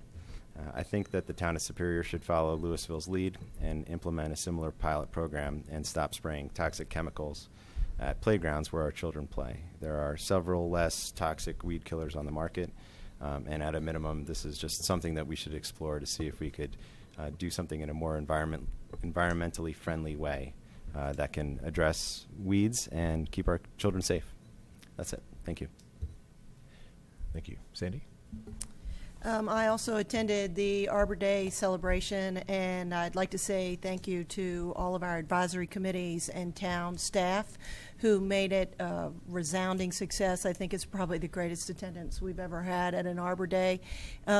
We dedicated the park, but we also put in a lot of new trees, and right after we put them in, another one got broken, so I think we had a windstorm that picked up a tent and blew it, but it was a great event. Also happening that day was the town-sponsored Difficult to Recycle event. The volunteers from RCAC were there greeting you and helping you get rid of that big old TV that you didn't want anymore, that really cumbersome TV monitor. It was a real small fee. Thanks to some assistance from the town of Superior. It was a great event. I got there right at 9 o'clock, and there were probably 20 or 30 cars lined up behind me. So it's a great service we do, and I'm not sure how many people know about it, but at least you don't have to go to Boulder to do it, and I really appreciate the town for doing that. I attended the ProStack meeting last week. We don't have the minutes from that meeting yet, but I did want to let the board know that the ProStack did vote to push the board to move forward with an indoor recreation facility, and to, as part of that, to consider the Lakeshore option. But they did not specifically say by Lakeshore, but they really feel that the indoor recreation facility is a huge priority for the town. Sandy, did they prioritize the amenities that were most highly sought after? They had the amenities were prioritized in the last minutes that we got, okay. And they went through which ones were in there, and most of the priorities they had were in there, but like the large meeting room wasn't in there. So I think in the minutes they were going to make sure that they provided that again to the board. The only other comment I wanted to make tonight was I happened to see out on one of the social media groups that a gentleman here in Superior was, his dog was attacked and he was bitten pretty severely at our local dog park. It happens. Dogs are dogs. I mean, you never know how they're going to react. And I actually checked with the town to see if they had any incidences, additional incidences, and they only could tell me of one other incident where it had happened. The piece that concerned me the most about what happened, though, and I want to encourage our citizens to be caring and friendly of their neighbors. When the dog was attacked and the gentleman was attacked, the person and the dog promptly left the park. They did not leave any information. They did not show any serious concern. They just left. Now, I think we have a pretty caring community here generally, and we care about each other. And I just, the gentleman who was hurt was initially pretty upset, but all he really wanted to know was, did the dog have its shots so that he did not have to go through. Now, it ended up he won't have to go through the rabies protocol, but I really want to encourage folks who have dogs to think about the fact that, A, we have a leash law when you're outside the dog park. Keep your dog on a leash. Even though your dog may be a wonderful dog, you don't know about the dog that may approach them. So we really need people to follow the leash law. And then the second thing is, if an incident happens in the dog park, please be responsible and stay and visit with the owner of the other dog that was involved, because it really is an important health consideration for the people who were. I mean, the dog that his dog was pretty severely injured, and I know of another situation that happened in Boulder in the dog park. So please, folks, be responsible with your dogs. Okay, good suggestions. Thank you. All right, I want to thank everybody that attended the State of Superior event. It was a great success, and thanks to staff for all the support, and the trustees that attended, and Heather from the Chamber, And Chris from the Chamber doing a great job of organizing and organizing a great event. We had over 70 people there. It was good success. And Arbor Day, as others have mentioned, was also a great success. So appreciate everyone coming out for the celebration of our new Wildflower Park. So that is it for my updates. We have anything from Matt, the town manager? Just one. There's been a lot of, there's been some community discussion amongst, CAC and other venues about car thefts, recent car thefts and stolen vehicles. Sergeant Chamberlain let me know that they actually made an arrest yesterday of 2 individuals that are suspected to be connected to these thefts, so that's good news. But I also, if there's residents who think they've had items stolen from their car and haven't reported, they should report those to the sheriff's office so that they can see if any of their items have been recovered. Good, thank you. Town attorney? Nothing, thanks. And town clerk? Nothing. Okay. All right, now we're up to public comment. Anyone in the public like to make any comments on consent agenda or non-agenda items? And as Trustee Ryan encouraged our visitors from Monarch to come up, please do if you'd like to do so. And just give a little wave and I'll signal you to come up. Anyone for public comment? You can also stick around and comment later if you want.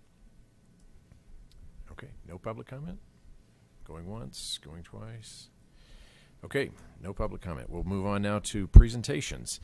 And our first presentation tonight is Cinda Collins-Arsenault, a Superior resident who I invited to come here because I learned about the Denver Gender Equity Summit through my contacts at the City of Denver, and reviewing the materials, I discovered that Cinda was on the board of that organization, and I thought, what better opportunity to have her come in as a Superior resident and share what she's involved with, but also let our residents know about an opportunity that people could have an experience in with this organization if they'd like. So welcome. Yes, thank you. So my name is Cinda Collins-Arsenault, and I live at 211 South 3rd Avenue here in original Superior. Been here for 37 years. Although compared to some, I'm still a newcomer, and I recognize that. And I'm here to talk to you tonight about the Gender Equity Summit, and thank you very much for the invitation to come talk. So before I get to it, I just had a couple questions for you. So did you know that the U.S. ranks 79th in the world behind 95 other countries in the percentage of elected women in office? And I'd like to compliment the town of Superior. We have 3 out of 7, which is much better than some of the others. And also just to say thank you to all of you for your service. I really, just in hearing your comments, I really appreciate what you're doing. And that 7 out of the 10 of the lowest paying jobs are in the restaurant and food business, and the majority of those are women. And many of those are tipped positions. The minimum wage for tip positions is $2.13 and hasn't changed for 20 years, more than 20 years. And that's part of why women make up 70% of the world's poorest people. Even though women work 2/3 of the world's working hours, produce half of the world's food, and earn only 10% of the world's income and own less than 1% of the world's property. But we do know that when women do participate in public life, government corruption goes down, and there's a direct correlation between the status of women in a country and its national security, including its tendency for violent conflict and war.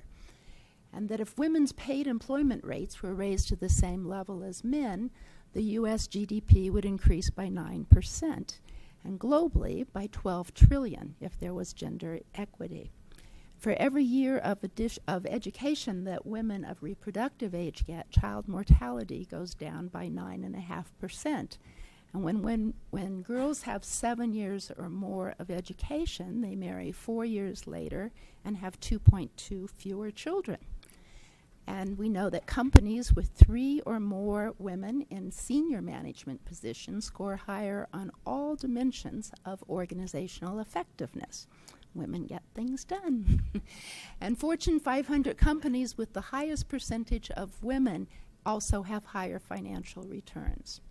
And when women are involved in peace negotiations, the probability of reaching a peace agreement that lasts more than 15 years increases by 35%. Unfortunately, women are only present in about 11% of peace negotiations, and that's up from 7% just a few years ago. But change is coming, and the world is recognizing that we have a lot of problems we're facing that we can't solve without the full participation of women. And women are stepping up to this task, too, as indicated by the Women's March in January, where 4.2 million women in the U.S., well, and it wasn't just women, because men were there too, and another 5 million in other countries. And this isn't a woman's issue, this is a world's issue, because the issues that we face are very complex, and we really need everybody on board, and women can bring a different skill set to solving these issues. And all I can say is, it's time. So the It's Time Network, which is what I'm here to talk to you about, was formed about 3 years ago to accelerate and invest in women's collective power. And now It's Time 2017 is coming to Denver as part of the Denver Gender Equity Summit. So this is partnering with the City of Denver through the Office of Women and Families and the Denver Women's Commission. It's the first ever gathering of mayors to focus on how to create greater gender equity. And at this summit, which is happening May 30th and 31st, it's a Tuesday and Wednesday. The Tuesday evening is a private VIP meeting with the mayors, and 31st is open to the public. They started out with saying, well, we'll have 250 people. That filled up very quickly. They raised it to 300, 350, 400, 450, and as of about a week ago, they had 40 openings. So it's filled up. It will be quite an amazing and diverse group of people gathering. Out of this, they will produce key policy recommendations, and the best practices and recommendations will go to updating the Mayor's Guide, which I'll talk about in just a minute. But it's also the official launch of the Denver Network City chapter.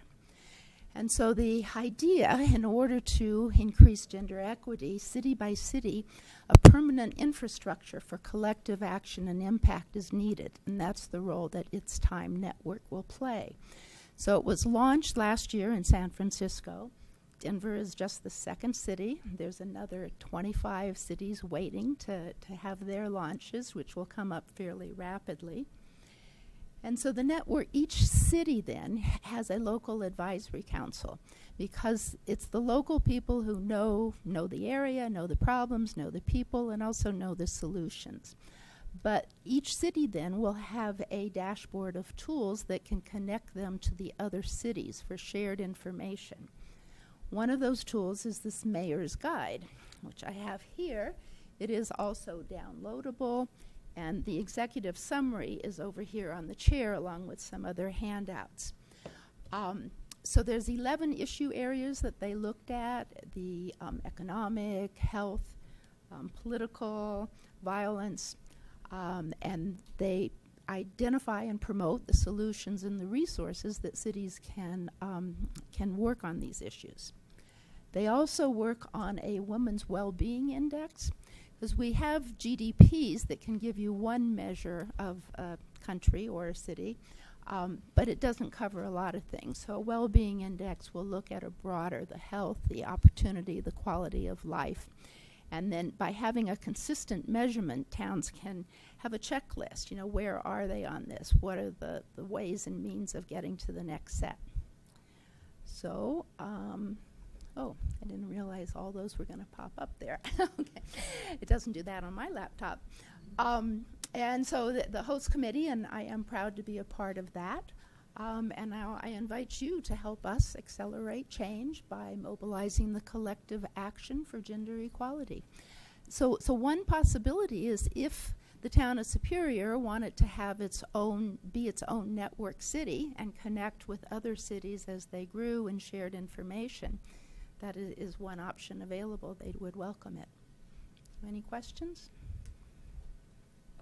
Could you send the schedule to the full board for the Denver meetings? For that day, yes. It was in the packet. Well, it didn't have the exact schedule, and I don't know for sure that it's out yet because I haven't seen one. But I can certainly do that when it comes out. You. And like I say, that they will make room if you're interested in going. Okay, thank you. Thank you very much. That was very informative, and appreciate you bringing that to our town. Thank you. All right, next up on our presentation is from our town water attorney. Paul Zylis has served as the town's special counsel on matters related to our water portfolio and water matters, water rights, for a long time. We're fortunate to have him advise us on these matters and his firm. They've helped with water acquisitions in the past, as well as with the Northern District and dealing with those, sale of assets and acquisitions, and also with the big Windy Gap project that he spends a lot of his time on. So we always like to have Paul here to present to the board to give an overview of our portfolio and the project and answer any questions you might have. Thanks, Great. Paul. Thanks, Matt. Hey, it's good to see everybody. The board members I've spoken to before, the new board members, I look forward to working with you. And I have been with Superior for a long time. And I do come in once a year, like the state of Superior meeting, the state of water address. And so I'll go through our portfolio, our supply and demands, and then a lot of tonight I'll spend on the big project Matt alluded to, the Windy Gap firming project. Water projects work at a different pace. There's water project pace, and the best synonym is glacial. But I think we're looking really good to start construction in 2018, so it's really exciting. Yeah. So what I thought I'd do for the new board members and then review for the ones I've spoken to before is give my Water Law 101 course, and I'm going to give you a couple years of law school in about 90 seconds, but just so we can all be on the same page. So in Colorado, water is administered through a priority system. And a priority system, the best way to describe it is first in time is first in right. And that means the senior, older water rights are allowed to take water in times of shortage over the junior, newer water rights. And it sounds like a very simple system until you realize that in the South Platte, for example, the older senior water rights started in the 1860s. They were all irrigation water rights. And as cities have come on, they bought irrigation rights, changed them into municipal use, but it's a very, very competitive market to find good water rights for a town. And I won't go into any more detail about that, but it'll make more sense as I go through the town's water portfolio. So the two units of measure you'll hear here tonight, and then probably not again until next year when I come, is an acre foot. And an acre foot covers 1 acre, 1 foot deep, and is 325,851 gallons. And a typical home uses about a half acre foot a year, if you've got a lawn and a single family home.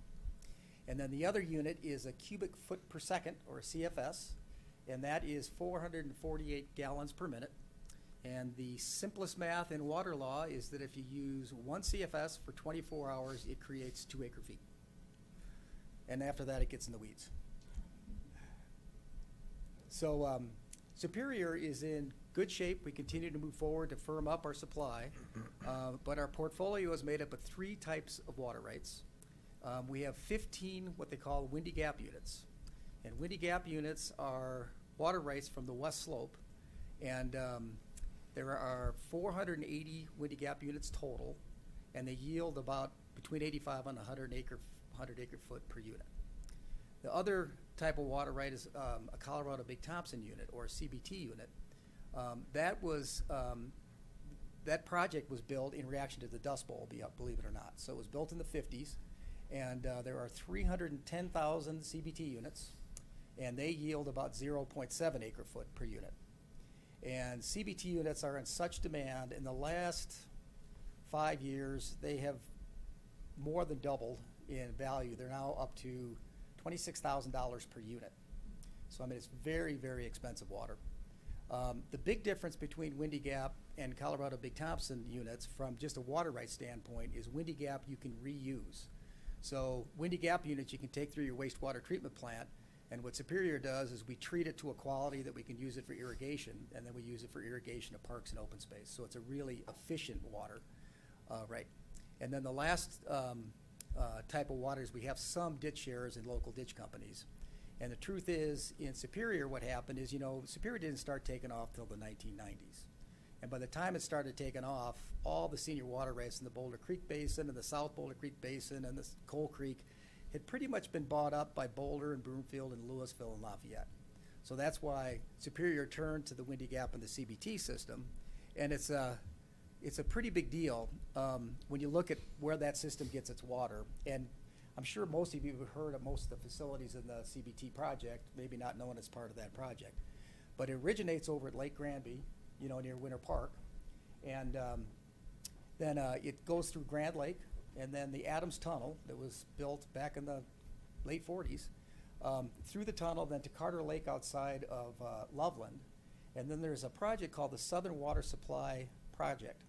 And it's a pipeline and a pump system that takes it all the way down south to serve communities all along the way. So it's Erie and Superior and Louisville, Lafayette, Broomfield, Erie.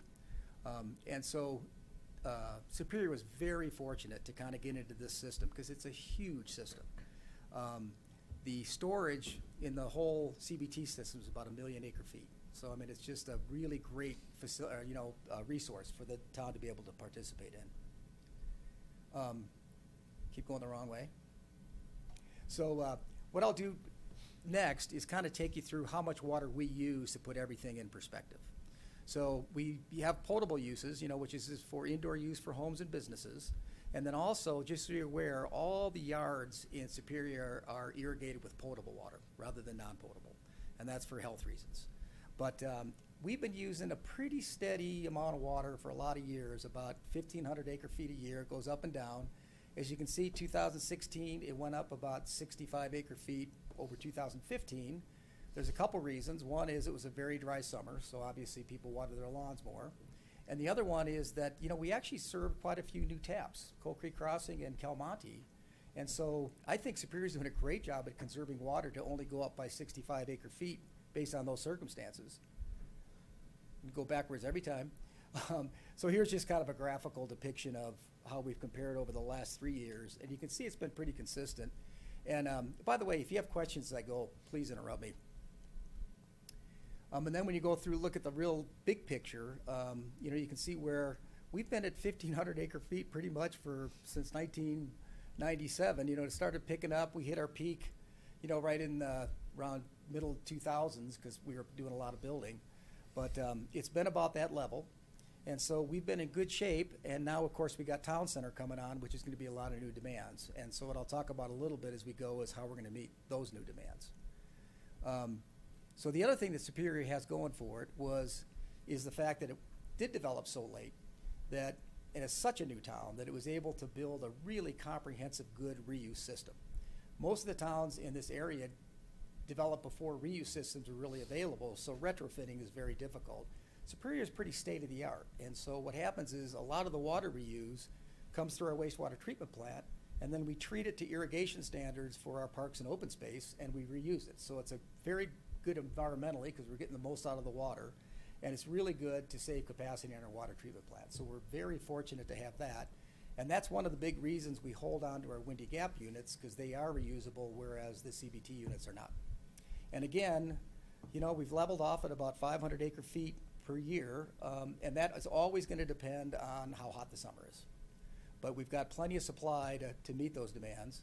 And here's another graphical depiction.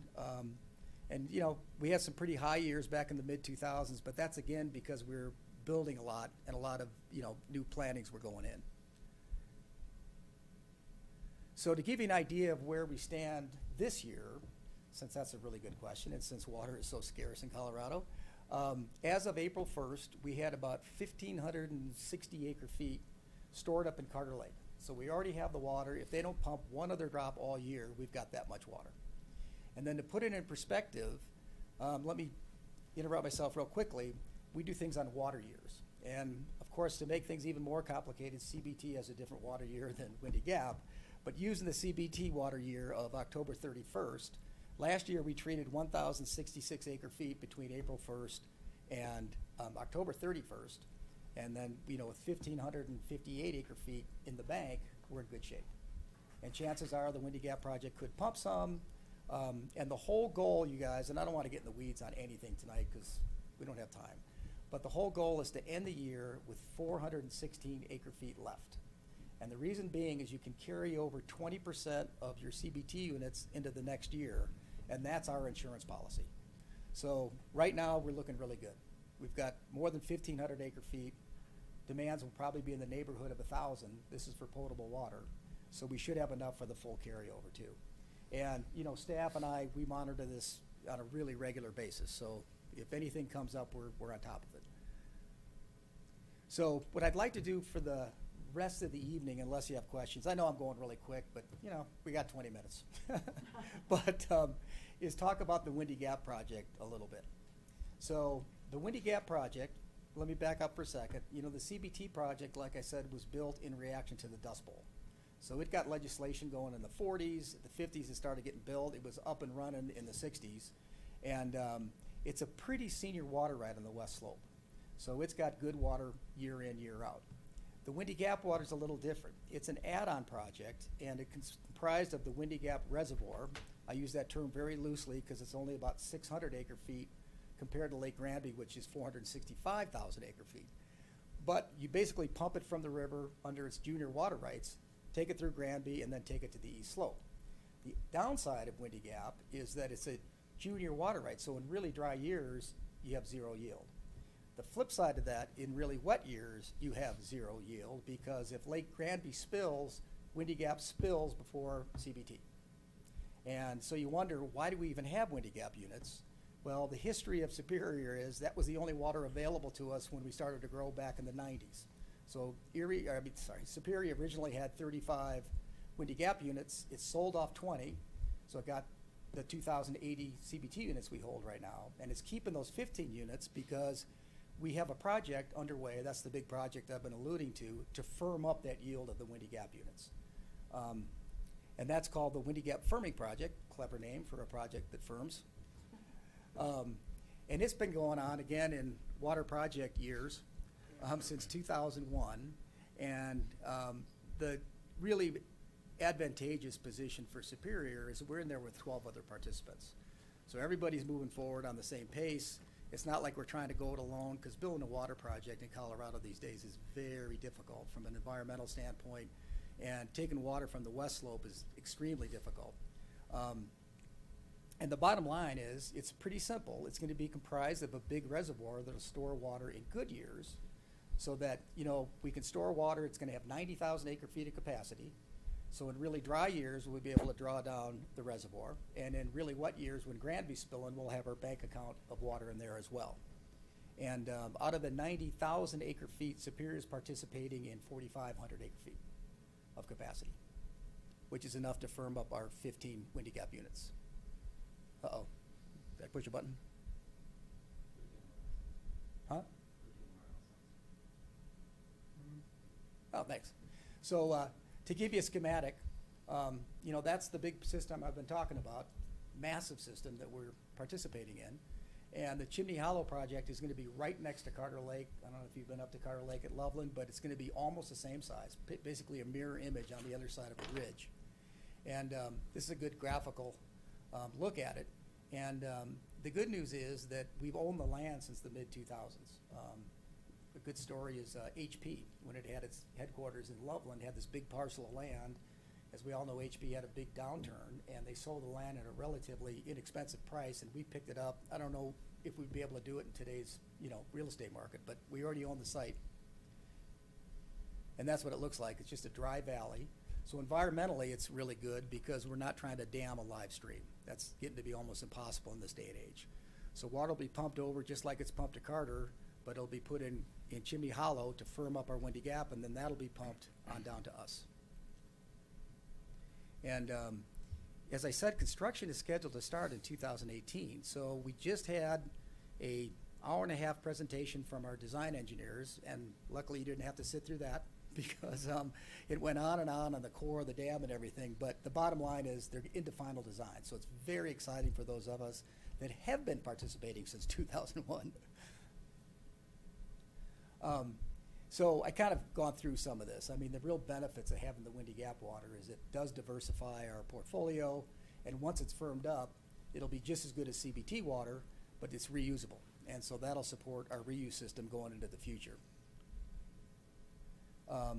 And, you know, I'll get into this in just a little bit, but, you know, staff and I keep up on a very current basis to make sure we're going to have water to meet new demands. And all the projections show that the 15 Windy Gap units, when they are firm, should provide enough reuse water for build-out. And so the reason water projects move so slowly is it's such a huge undertaking to get these things done anymore in this day and age. So the Windy Gap Firming Project, in its 16 years of existence, has gotten a final environmental impact statement. We've gotten Grand County 1041 approval. That's the approval counties give for water projects and other types of projects. We have a state 401 certification. That's water quality issues. And after that was all done, we had the record of decision from the Bureau of Reclamation, which means that's basically a permit to build a reservoir. We also have a new carriage agreement with the Bureau of Reclamation because with the new coloring of Windy Gap, we had to have a whole new agreement. We got an IGA with the West Slope. It's very contentious between the West Slope and East Slope on water issues in Colorado. So that was another major step. The design phase is well underway. And as I said, we're anticipating starting construction in 2018. This is a fun fact. Water is so contentious in Colorado. This is the first water project that's ever been endorsed by a governor. You know, they usually don't want to get involved and let the local politics play out. The other good news is that the original Windy Gap project was financed with bonds by the participants, and those just got defeased this year. So the bonds are paid off on the actual Windy Gap project. Now we're doing the Windy Gap Firming project. And then we have a financial advisor that has been hired, and it's going to be a pooled financing. So it's basically going to be bond type of financing. It'll probably be more like a certificate of participation or the like, but we'll go through that in detail when we get there on the actual financing. And so the last two steps we need is a 404 permit from the Army Corps of Engineers. Those can be very contentious, but luckily we only are impacting 1.5 acres of wetlands. So hopefully that's going to be forthcoming very shortly. And then we have to get a water court application through to amend the original application for Windy Gap to add the Chimney Hollow Reservoir. And so we've been negotiating very hard with the West Slope. Hopefully we can get through that and even have some of the West Slope potential opponents as co-applicants because they're getting a lot of benefits out of the project with all the mitigation measures we're bringing. So those are the last two big steps. So looking at the big picture, I know I'm going at light speed here, so honestly, if you want to ask any questions, feel free. But, you know, when we look at the future firm potable supply, so that's what I'm assuming is that we're going to get that Windy Gap Firming project built. Gives us about 2,806 acre feet of firm yield, first use water, not reuse water. And our current potable demand, I always round up there to be safe, but that's about 1,550 acre feet. And then as we look at the current build-out demands, we've got about 968 acre feet for town center, 250 acre feet for other developments. So our final potable demand should be about 2,768 acre feet. Now, I'm not going to sit here right now and say, you know, so we're in great shape because we've got an extra 30 acre feet. We'll keep monitoring as we go, and if we have to pick up some additional resources for cushion, we can. And non-potable demands are kind of in the same boat, that our current yield, once that Windy Gap Firming project is done, is about 931 acre feet. And under build-out demands, it ranges between about 600 and 850 acre feet. So same caveat with the non-potable, you know, on paper we have enough, but we're looking every day to make sure as demands come on that we're being realistic about that. And that's actually my last slide is just, you know, that's our job is to keep updating water demands, looking at our water supply, looking at developments with the big projects, and making sure Superior has a good water supply. So, anybody have any questions? Rita. Thank you. I love listening to this. I really do. Oh, good, You know, good.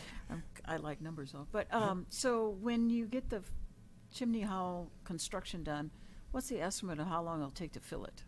Well, The they want to reservoir. have it online supposedly by 2022.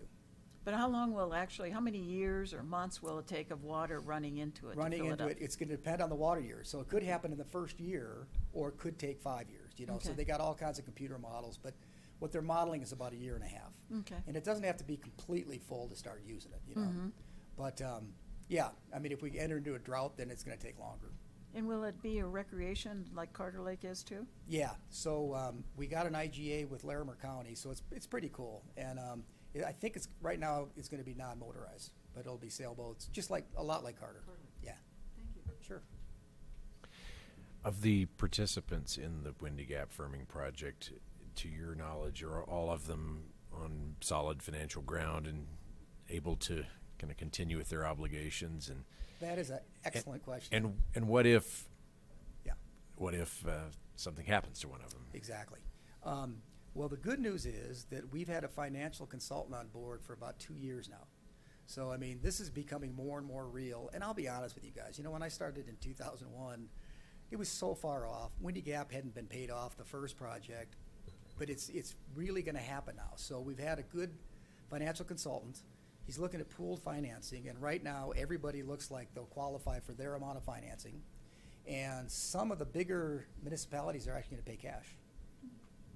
But the whole idea, I mean, you hit it right on the head, is how do you do the allotment contract so that if somebody defaults, somebody else is there to pick up the shortage.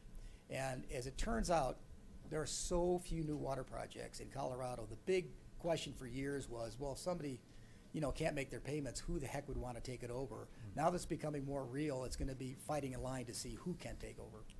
So it's looking pretty strong. Good. But our price tag is big, you know, so, and Paul Millis has been working hard on it with, I think it's called Southwest Investments is the financial consultant. Good. Go ahead. No, I'm just wondering, can you tell us how we're paying for it? Well, Microphone. How's the town of Superior? One, I want to thank previous boards for their wisdom in assuring this for us. Our job's easy today, but it was really a lot of foresight. I'm glad we're in this position. And two, how do we intend to pay our share? So it's going to be a pooled financing, and it's going to depend on how long the financing term is. But it'll be just like the Windy Gap project was, where you'll have a charge per acre foot per year. And I'll let, Paul's not here, but I'll let him go through the budget for you. Yeah, but Paul's I mean, here, that's yeah. not on the agenda tonight, but he's been looking at it hard, and I got to give kudos to Paul. So the guys doing the project are engineers, right? So we had this fixed price of what we thought, what they kept giving us that we'd have to finance. He's been doing escalator on it every year, and he hit it right on the head for how much it's going to ultimately cost, I think. So, since we've been involved in the project early on, when it first began, we started saving money. So we have nearly half of what we would, or we're required to pay reserved in cash for the project, and then the rest would be part of the finance. And Paul will run up here and correct me if I'm wrong, but hopefully that's be correct. And, you know, I mean, it's, right now, the financing is so attractive because the interest rates are so low. I mean, you know, staff here is going to have to decide, do they want to spend the cash, or is it better to finance? But the bottom line is, I think we're in darn good shape. So then a follow-up to that question, do we have any anticipation as to what the expected increased cost, if any, would be to residents' water bills? Just, You know, I don't know the answer to that tonight. Oh, look who's here.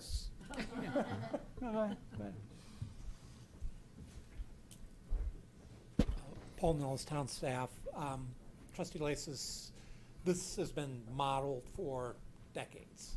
So effectively, we've either through a cash contribution or this new assessment payment that Mr. Zylis had referenced has been modeled. And effectively what we're looking at, which we I think presented to the board last year, was some new construction activity happening in town that right now we're looking at minimal to no rate increases to pay for this or really any, other improvements we're planning on our system.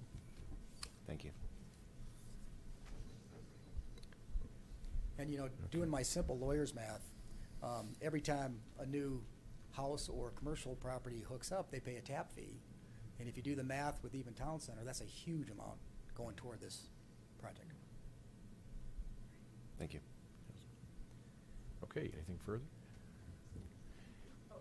I want to thank Paul for coming and giving his presentation. Also, the Northern District gives a great tour in the, is it the summertime? Yeah.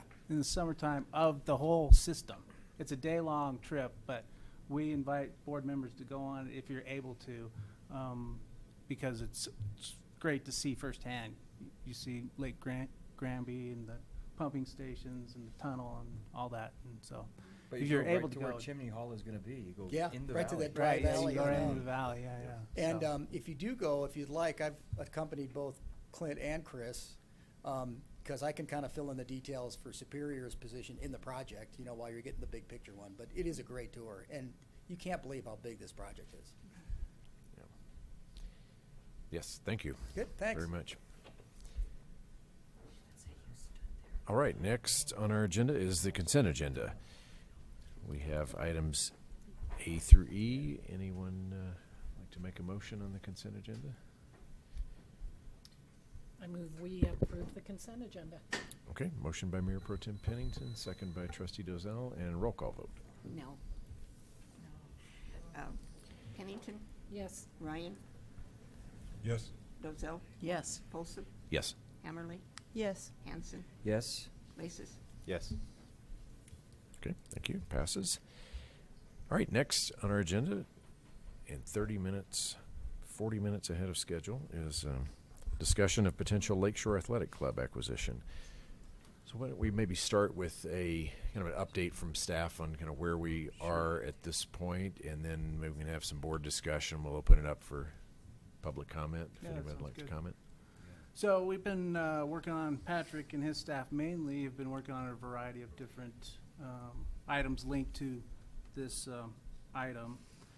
We hope to have in May the appraisal to be done, and then we have 3 separate firms that are going to be providing us structural engineering reports, plus a soils report that we all hope to have completed in May. Kendra and I are going to have a conference call with the ownership group of the facility to start talking about terms for a purchase and sale agreement, just to get that started.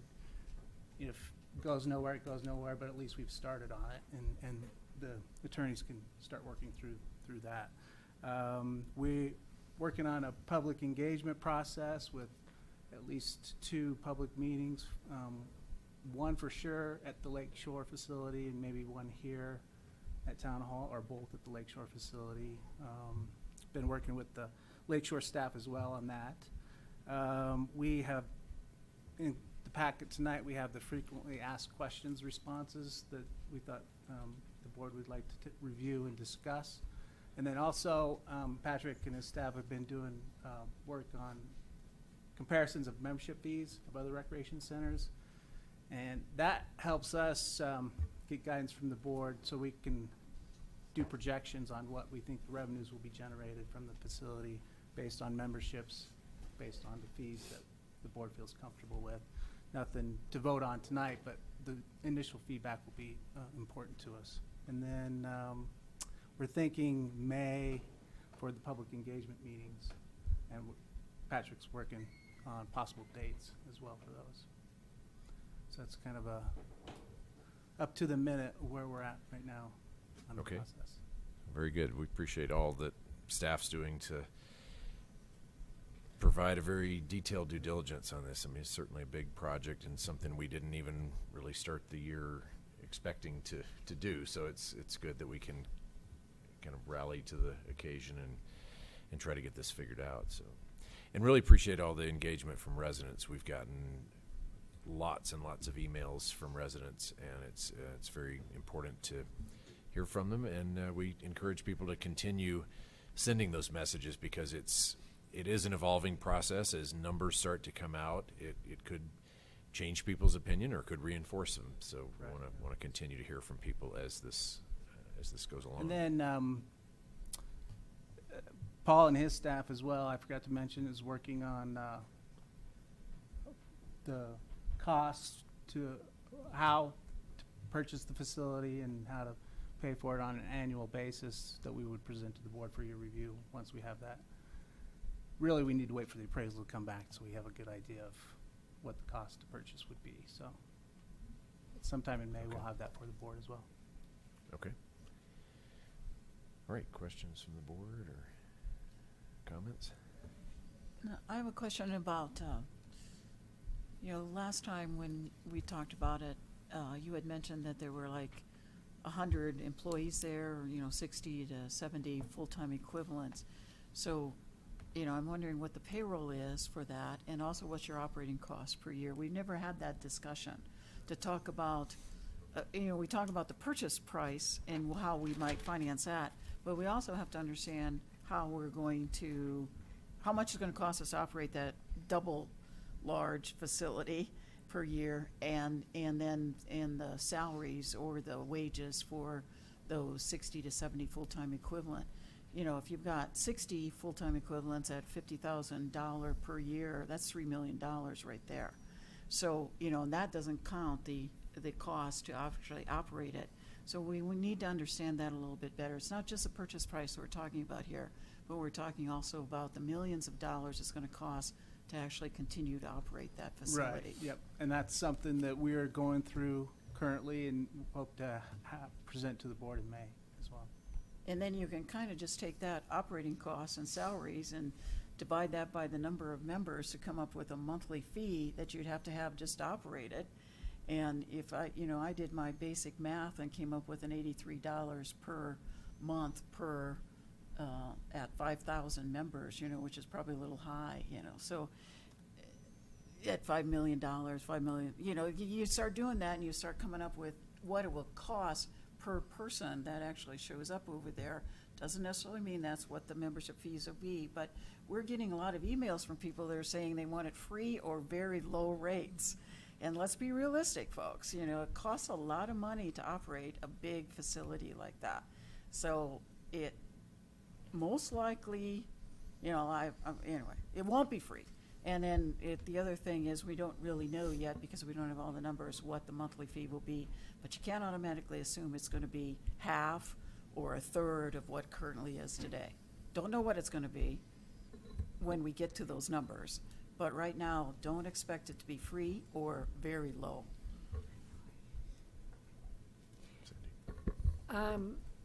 We're talking 130,000 square feet, right? And we've always talked 50 to 60,000 if we built our own center. So this is about twice the size as we would do if we were doing it on our own. So the question is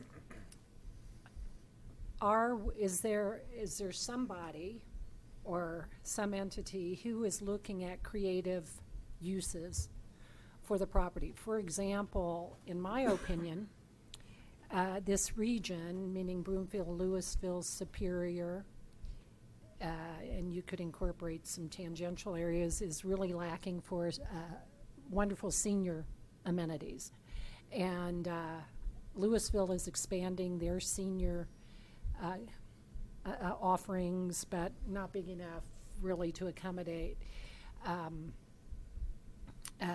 the type of regional senior draw I'm talking about. And then if you want to get really creative with it, you do like some places have done, and you do senior in the daytime and teens after school and early evening. So it could be sort of a real innovative approach to that. This morning, Chris and I were just over at the North Glen Rec Center, and the whole senior thing just hit you in the face because I was there about 9:30 for a 10 o'clock meeting, and it's chock full of seniors coming and going. But when I went inside, somebody showed me the auditorium they have built there, 324 people auditorium, in a half moon shape with a stage. And I thought, wow, this is something I've never even considered possibly for here. But to me, if we're going to be successful at keeping fees somewhat in the range that people who are going to Louisville Rec may be used to, et cetera, we've got to basically figure out some creative ways to possibly use the other half of the space. And maybe I'm dreaming, but I felt like if we would investigate the senior amenity, perhaps we can draw some state funds and some federal funds for this. And then you also attract a population who, oh, by the way, would probably use the workout facilities and swimming pools and whatever in the other part of the property. So I'm looking for, if anybody's listening to this, I'm looking for creative opportunities that could define this space in really exceptional ways, in addition to the rec and workout amenities. Yeah, I kind of had the same questions. That with the existing space that's in there, there's I think a coffee shop or some kind of concession stand that's in there. That I'm assuming that could be farmed out to an outside vendor that could lease a space. And I guess there's a nail salon in there that's not really being used. Could that be refurbished to maybe a hair salon or something, that we could rent that space out to a hair salon, and it could be maybe a day spa or something like that, that you go in, do your workout, and then you go get your hair done and get pampered and all that. But can we do that? Can we own the site and then lease space to? Yeah, most definitely, yeah. And these are all questions I've had even from staff about whether, I wanted them to start looking at ways that the facility can be retrofitted. And those are all great ideas, and possibilities are, any number of possibilities to retrofit spaces in there. But I think it's too early in the process to start. It starts to bog down the process if we start talking about changes to a facility that we're not even sure we're going to purchase yet. So my direction to them has been, let's focus on the purchase of whether we're going to do that or not, how we're going to finance it, what the membership fees are going to be, and then we can proceed from there once those. Well, in terms of this sort of senior amenity, I'm thinking actually of Rita and Dr. Cog, and if their area thing on aging might actually be sort of a ready source of brain power on this. If, these people, maybe as simple as just reaching out to them and at least doing a competitive analysis to see what's available in the area, because maybe there are more than I'm aware of. Mm-hmm. But as I read up on this whole issue, this is burgeoning. This is only growing in demand because of the aging of baby boomers. So, well, you're right. And then all of the healthcare providers all have contracts to, or generally most of them will have contracts with, like Westminster and Broomfield and stuff, to put the silver sneakers in to those. But there's all kinds of programs like that. But you're right, Dr. Cog and the AAA, the Area Agency on Aging, just received a $43 million grant from CMS, Centers for Medicaid and Medicaid Services, to provide more services to Colorado, or the Denver regional area. But I don't know if that would fit into this, but we could definitely ask them. They're a very good resource about that. Kevin? So there's a lot of great ideas around what could go in there, but there's some key questions that I think you and the team are working on. Timeline? I'm disappointed to hear we hope to have some outcomes by May. What specifically, I'd like to hear more specifics around exactly what we're doing in terms of scheduling inspections, building financial models. To be honest, had hoped to see some financial models today, to hear that we would have some inspections that had been scheduled and we'll have a report on a firm date. It's hard to go to the grocery store without getting questions about this. Mm-hmm. Yeah. There's no new information that I'm seeing tonight than we didn't have 2 weeks ago. What's going on? Well, the inspections are complete. I think the last one occurred today for the structural engineer. The appraisal's been out last week, so we'll have that report in the next, 2 to 3 weeks, I would think. And then my staff is working on how to finance it and what the costs are going to be on an annual basis to present to the board. So in 2 weeks, but we need feedback from the board on what you're comfortable, just a general idea as far as membership fees. Nothing has to be decided, but it gives us a good idea for the revenue coming in, so we Yeah, can but I think present. you're directionally, I mean, when you look at my perspective, as you look at the table that you provided. Yeah. Build in a sensitivity analysis, whether or not a membership fee for a family is $45 or $65, I'm not sure that it's gonna materially impact the financial model that we need to build, right? So, I mean, I think what you have is great, and let's build the sensitivity analysis. I wanna see a detailed proposal, hear what the appraisal value was, presumably in a closed session, hear the detailed results of the inspection, and staff proposal for how we could make this work from a financial perspective. I'd like to see that in 2 weeks. Is that possible? Yeah, I think as far as with that guidance, if the board's comfortable with that, I think, and we may not have the appraisal back yet, so we'll have to,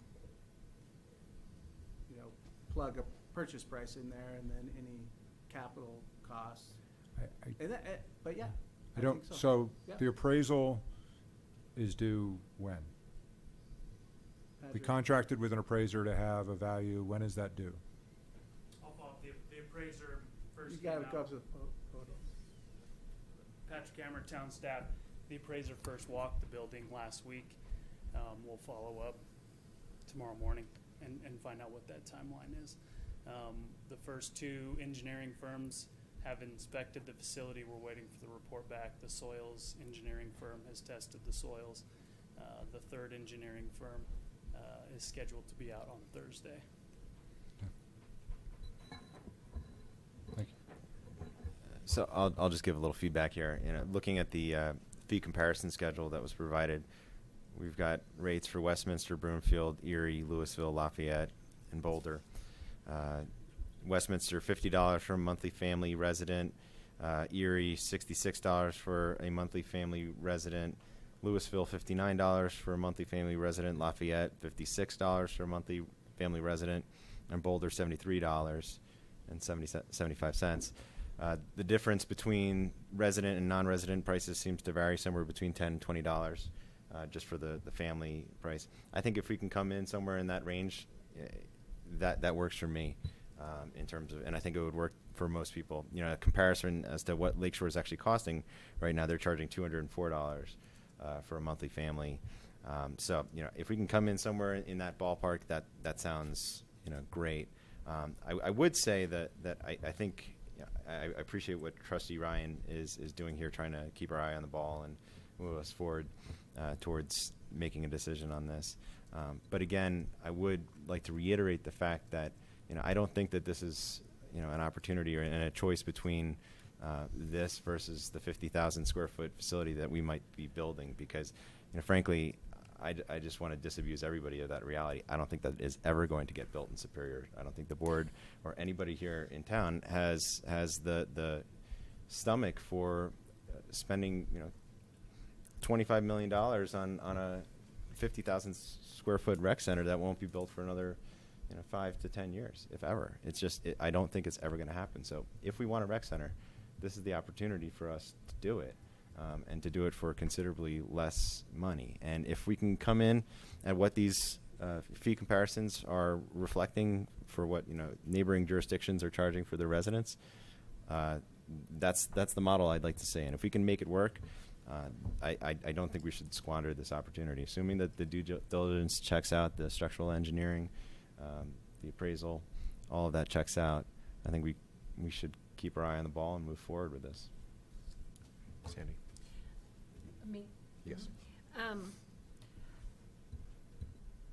A couple of things. We seem to be putting out there. And again, I want to disabuse some of these expectations. Until we started doing this, I had never seen a number as low as $15 million for building our own facility. I'd always heard, I thought it was 20 to 25. and all of a sudden 15's popping into the equation. That's, that number, and Patrick can correct me if I'm wrong, is without an indoor pool. Does not include an indoor pool. Okay, but I never had even Is that heard correct? it. So what's a realistic number if we were going to build on the Richmond 15 and understand we own that land, so you did have to pay in for it. 2013, ProStack and staff worked with Barker Rinker Seacat, who's a facility designer, to do a study of a small, medium, and large recreation center where the public was able to plug in various components of a facility, and then we were able to come up with the pricing model. The $12 to $15 million is a small to medium-sized rec center without an aquatics facility. The closer to 45 to 50 million is a full-size recreation center with, at that time, was just a standard recreational or a standard aquatic swimming pool.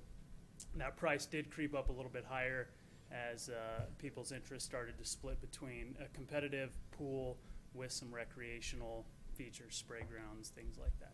So it really does kind of, our studies have always run the gamut from very small without aquatics to medium to large with aquatics. That's where that number comes from. But if we did apples to apples and we had at least one swimming pool and the same amenities as Lakeshore has, but on a scaled down basis, 50 to 60,000 square feet, so half the size. So let's try to compare apples to apples I think a good here. point of comparison is to look, Louisville is expanding by 50,000 or so square feet for just about $28 million. Okay.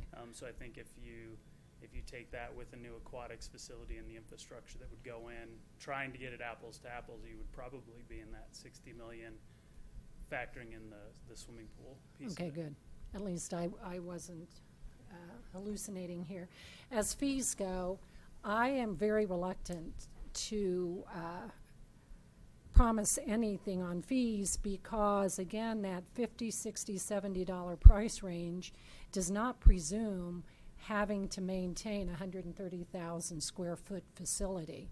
So if we can go to a more creative use that may be a little more self-sustaining on half of it, a la the opportunities I've put out there, then I do think it's reasonable to do $50, $60, $70 a month for a family. But if we don't do these other creative uses, or as Chris said, lease out spaces inside very deliberately to bring the costs down, I think we should not give the misimpression of rates, family rates that low. I think they're going to be higher than that. Significantly, actually. I'm thinking 100, 100 and a quarter. Well, something like that.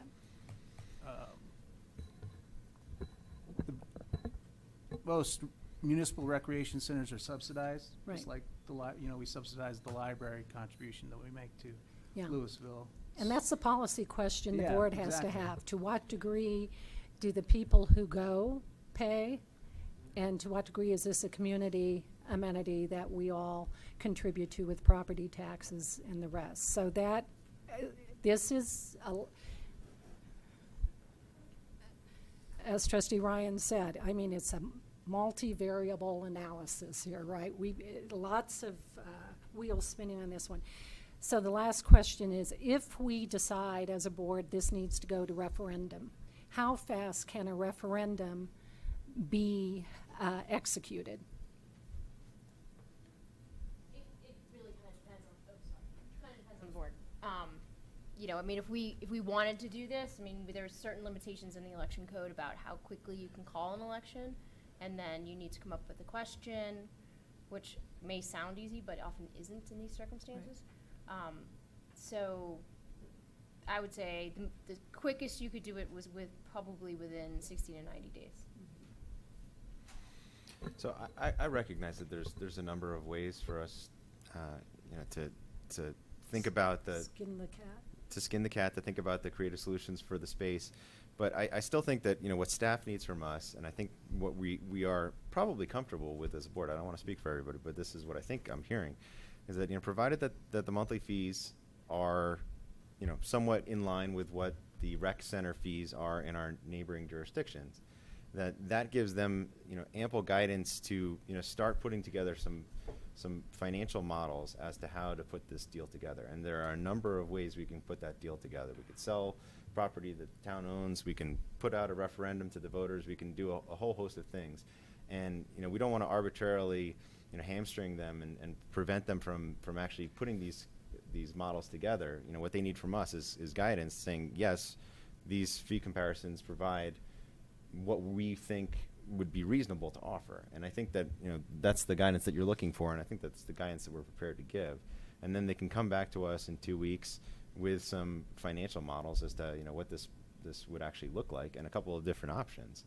And so, as long as that's the case and that's what's being presented to us, I don't want us to arbitrarily, start thinking that, there's potential hurdles, in the future that, we don't know what the operating expenses are going to be, or we don't know what the take rate and usage is going to be, because all of those things may end up causing us to not do the deal, but we need to see the financial models first. And one component of the financial models is what this fee comparison is going to look like. So if the fee comparison looks appropriate, I think it gives them the guidance to put something together so we can actually make a decision. And I would support that as well. This fee comparison was very helpful to me, but I think it's also very helpful to residents to see, what are comparable rec center rates in our surrounding community. And, we would hope that we were somewhere in the middle. But, to Matt's point, rec centers don't make money. Rec centers usually don't break even. And parks don't either. We just opened Wildflower Park. We spent millions over there to build a park.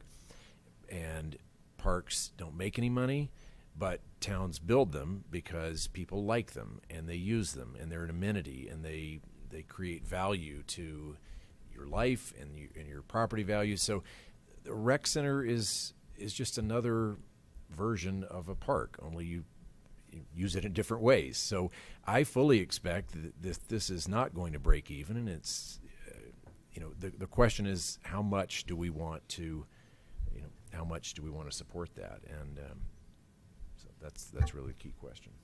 Rita. I want to see the first to be what the fee would be if all of the operating costs were covered by the membership. Even if you have to come up with, like I did, the $5 million a year divided by 5,000 membership, which is higher than what they currently have, is $1,000. Divide that by 12, you get to $83 per person per month.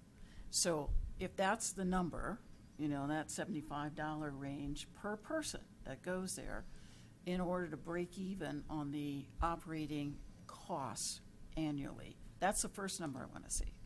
And then we have to talk about, okay, not what other people are charging. In order for me to understand if one of these rates that I'm pointing to here that's in our packet from other towns is appropriate for us, we have to understand how much they're losing or how much they're subsidizing and who's subsidizing it. Is it coming out of the general fund? Is it coming out of sales tax? Is it coming out of property taxes? Where is it coming from? And then if we come and say, ooh, we don't think it's appropriate, or our residents would want to come for $80 a month per person, that and I'm just using that as a scenario, as a straw dog to shoot at, then we'd have to say, okay, what would be a number of people would go there for? Most of them that we're getting emails from are saying half of the current rate. Okay, so then we have to look at where would the other current rate of Lakeshore, where would that money come from? And then we'd have to sit here and make a determination, would we get it from where? Sales tax, property tax, general fund, where would it come from? And then in some of those scenarios, we'd have to give it back to the people, the residents, to decide if you wanted to actually subsidize people from Superior or outside of Superior who went to the rec center, even though you didn't go yourself, then I think those people should be able to vote for that. I think we should actually allow the people that will not be using it, but who may have to subsidize the other users, to give their voice to this process. But we're not there yet because we don't have the numbers. Yeah. Kevin? This is exciting for the town, right? I just want to make sure that if Matt, you or the staff needs anything from us, resources, consultants, the latest version of Excel to build the sensitivity analysis. I'm kind of disappointed to not get the enthusiasm from you. And like, I'm disappointed. Like, this is awesome.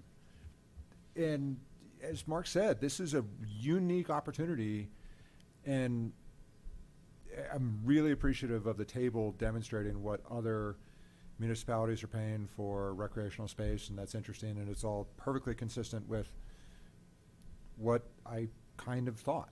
But what I want to see is the enthusiasm that we're hearing and the passion that we get from the community, whether or not it's for or against. There's a lot of opinions out there.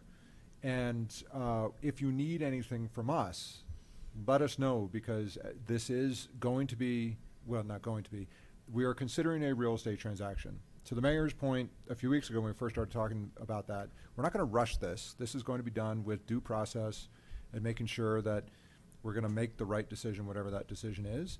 But there is a limited window here for any real estate transaction.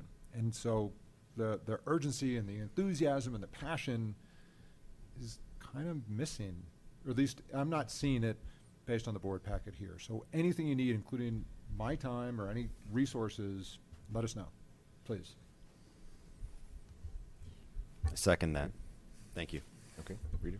I agree with that, and I think that you're just not used to, they're highly enthused. It just, this is the way the staff works. Look how excited they are. They'd be doing cartwheels in here, but we say that was not against, that's not part of our. Decorum rules prohibit. Yeah, and that's prohibited by our insurance policy.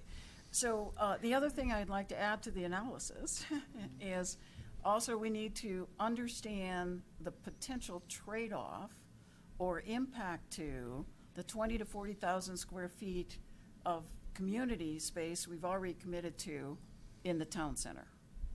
So we need to understand how much is that going to potentially cost us, not potentially, how much will that cost us at an estimate perspective when we get there, 5 years down the road or whenever it is. So I'd like to keep in mind that we will have another opportunity to create a community space in the town center, not anywhere near the wonderful facility that's called Lakeshore, but we have to keep in mind that we will be spending money on that facility, and there will be meeting rooms and things like that in there. Not a pool, not tracks, not things like that, but we need to look at what would be the potential cost perhaps down the road. Not perhaps, what will be our estimate of the potential cost for that facility down the road?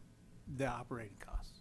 Right, to build it and operate it. Well, the master developer's supposed to build it through the bonds, and then we would have ongoing operating costs. Only a certain portion, and remember, you were using up some of that money for parks and things like Right, that. correct. So that's what I want to understand Yeah. is, how much money do we have available through bonds, through TIF, to put towards that, and how much would we have to come up with to get it built and outfitted?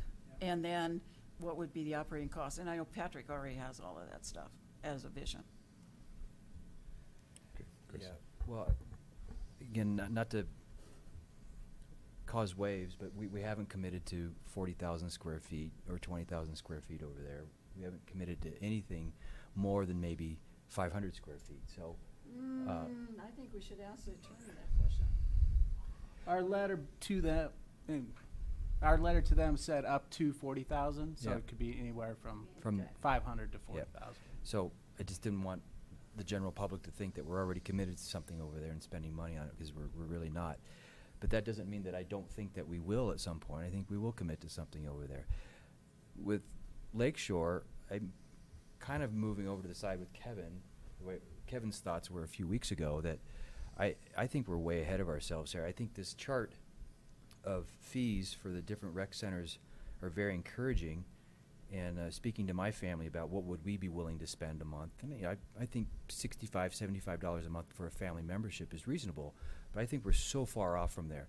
I still can't get beyond the thought that there might be structural issues that we would have to deal with, the soils, because we know there's soil issues in that whole area. And I'm not getting my hopes up or my neighbors' hopes up at all that we're going to move forward with something until we actually get the reports back about the potential structural issues and deferred maintenance and all that kind of stuff. because it could be a huge problem for us if we committed to that. So once we get those reports back, then I think that I'll feel a lot more comfortable about whether this whole thing makes sense or not. If we could get it for a really good price, a 130,000 square foot facility with an indoor pool and new workout equipment and basketball court and potential other things, what a great opportunity. But I think we're way a ways from that. Okay, additional additional thoughts, and then I'd like to do. I just want to address what public Trustee Hansen said. So, I mean, I agree. I mean, obviously, if the structural issues render this a deal breaker, I think all of us in good conscience couldn't vote for something that we know is going to be a financial drain on the town, and it's just going to be a problem. But I think we need to proceed in parallel, do our due diligence, which includes the structural engineers, and then separately put together our financial models that'll contemplate, okay, what is it reasonably going to look like? And, I think we can do all this at the same time while, not dragging our feet and moving at an ample pace, so we're not missing an opportunity. Because at some point, this window of opportunity is going to close. And if we delay, it's potentially never going to come back. So I think we need to understand that this is really a once in a lifetime opportunity for the town. We're going to do our due diligence, put together the financial models, and then consider it in due course. Okay, good comments. Let's open it up for public comment. If anyone in the public would like to come up and give us your thoughts on where we are at this moment in time on the Lakeshore idea, please just give me a hand wave and come up. And not everybody at once. Okay.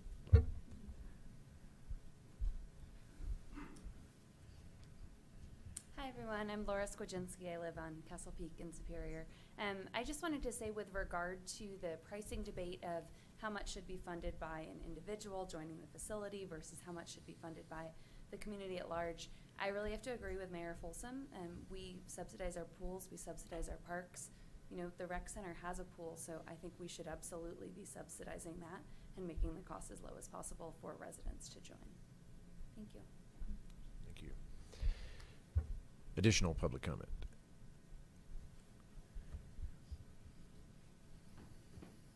Good evening, Heather Craycraft with the Superior Chamber, of course. I get to talk to you often, but just wanted to remind you the need for event space, meeting space is still at the top priority of many local either organizations or business owners.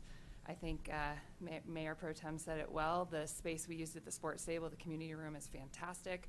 We were at max because our town manager and our mayor do a great presentation. We had 70 people in there. The need for any space, whether it be a presentation in that way or selfishly for the chamber to be able to host our annual dinner back in the town of Superior, would be fantastic. We currently seat 160 people for that event over in Lafayette at the Gatehouse, which is a beautiful facility. But if we had any flexibility, whether it was a basketball court or a workout room that would be able to accommodate that with rentals that, of course, whomever was using it would pay for, there might be some event ways to recoup small fees, but at least I know fees locally for event space are in demand, so it might be a little bit of a cushion there too. Thank you. Additional comments? Yes.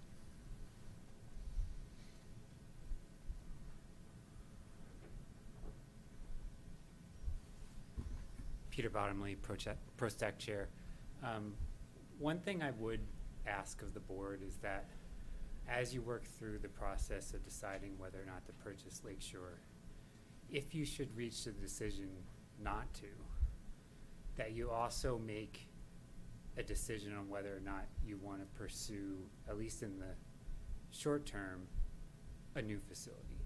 So that way, ProStack, as well as the community in general, has an idea of whether or not a rec center is going to be in the future of this town. It's not just like a issue that dies with Lakeshore and then sits for another couple years till we dig it back up. That's what we did with the survey a couple years ago.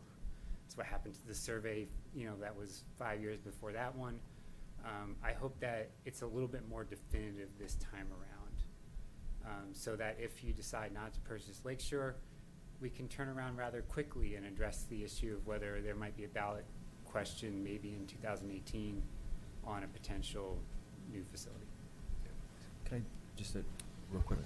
So I would hope that this board wouldn't change their mind, because we did give the directive to ProStack to review that survey extensively and give us some feedback on how you read into that. Then the Lakeshore thing came up. So if Lakeshore follows through, I would certainly hope that we continue to follow through with the survey and say this is what the town really needs and this is the size that we could use, and then we start looking for a location like we had originally planned where it would be best built.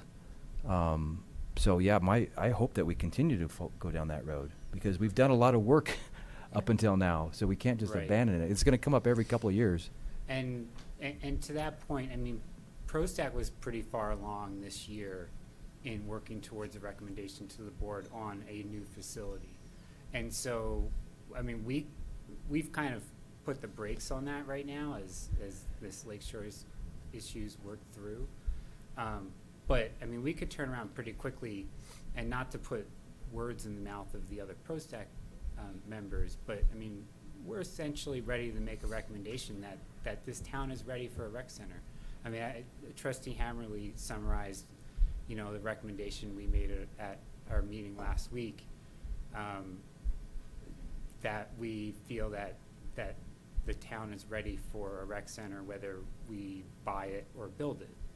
And so I think ultimately the question really is this board ready to put forward a ballot question? I mean, yes, we can finalize the process we were in the middle of, sure, but that's almost a formality at this point, I think, on the part of ProStack. I think the question really is going to be that of you, the board, to decide whether or not you're ready to put forward a ballot question.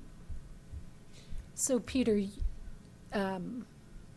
I agree with what you're saying, but I'm going a different direction. Earlier, I don't know if you were in the room when Trustee Hammerly said that ProStack had discussed the priority of amenities. Right. Do you have those in your mind? I mean, can you tell us what the priority of amenities that ProStack considered important, and are there any that Lakeshore is lacking? So the list of priorities that we had, I mean, it was a list of priorities. It wasn't like 1 to 10. Right. So it's not like we said a pool is higher priority than a workout room. We just had a list of about a dozen amenities. I could try to rattle them off the top of my head, but they are Give it a shot. Yeah, give it a shot. They are in the March ProStack notes. Okay, Patrick has it here. So aside from the building and facility, like administration and support services, we had senior adult lounge, child care, you know, basic child watch, a wet classroom party room that would be like a room that could facilitate like art classes, birthday parties, like a room with a sink, basically. A single middle school court gym, which is, you know, a smaller size gymnasium, weight fitness room, a 30 to 40 person aerobic dance room, which we were thinking that's a little bit of on a larger size aerobic dance room that we were thinking could have a dividable wall, be split into 2 smaller. A jog walk track, a large climbing wall, a 25-yard competitive and leisure pool, and then the necessary aquatic support spaces, a cafe, and then the 2 kind of optional amenities that we wanted to look at were a 160-person community room with a warming kitchen, so that's like on the larger size of a meeting room, with, you know, short of being like an auditorium, like you mentioned before, Trustee Pennington. And then instead of the single court gym, like a full-size basketball gymnasium, that we wanted the optional costs on that. And to kind of address the question before of, you know, what would a new facility of 50 to 60,000 square feet actually cost? I think based on those The numbers that Patrick Hammer was mentioning before from a couple years ago that we were working off of, what I just listed is probably more in the area of $30 to $40 million. So that 15 to 20, that's not going to pay for this. Right. This is going to be twice that. Yeah, right. Okay, thank you. Additional public comment?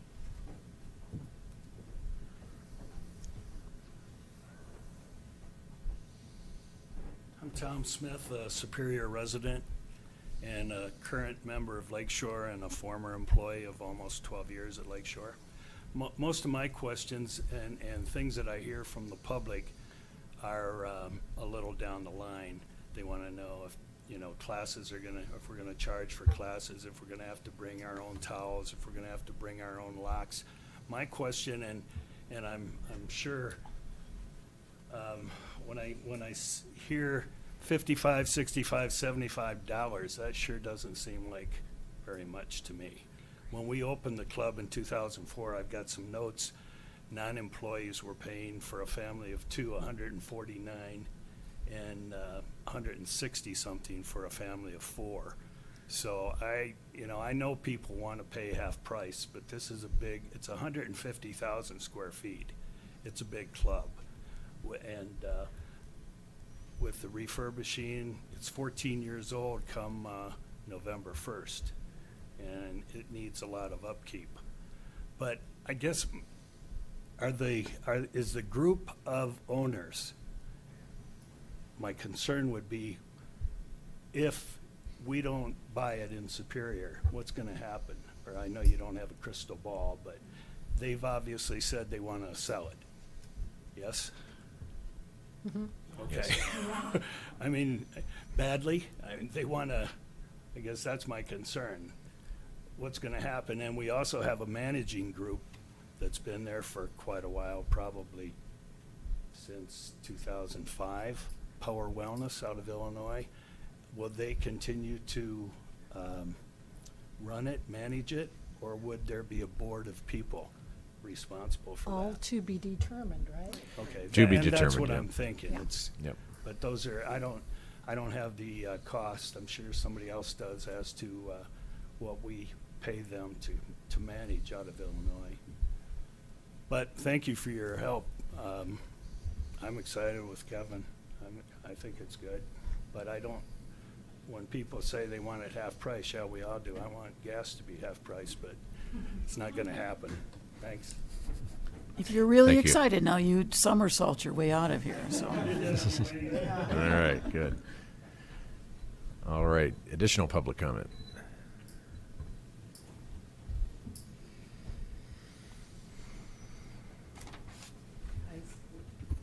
Patricia Dunham, Superior Town resident here on Peak Ave. The question I have is, my understanding is Lakeshore is outside of the borders of Superior. So in this deal, does that become within the borders of Superior, or does it always remain Broomfield? So that goes to the question, if we rent out space, I guess we would get the leasing funds, but if there was tax or anything like that, that would all go to Broomfield and not Superior. Is that correct? Or is there any way for us to annex that into the So town? in the packet, that was addressed in the frequently asked questions, but the short answer is we would not pay tax.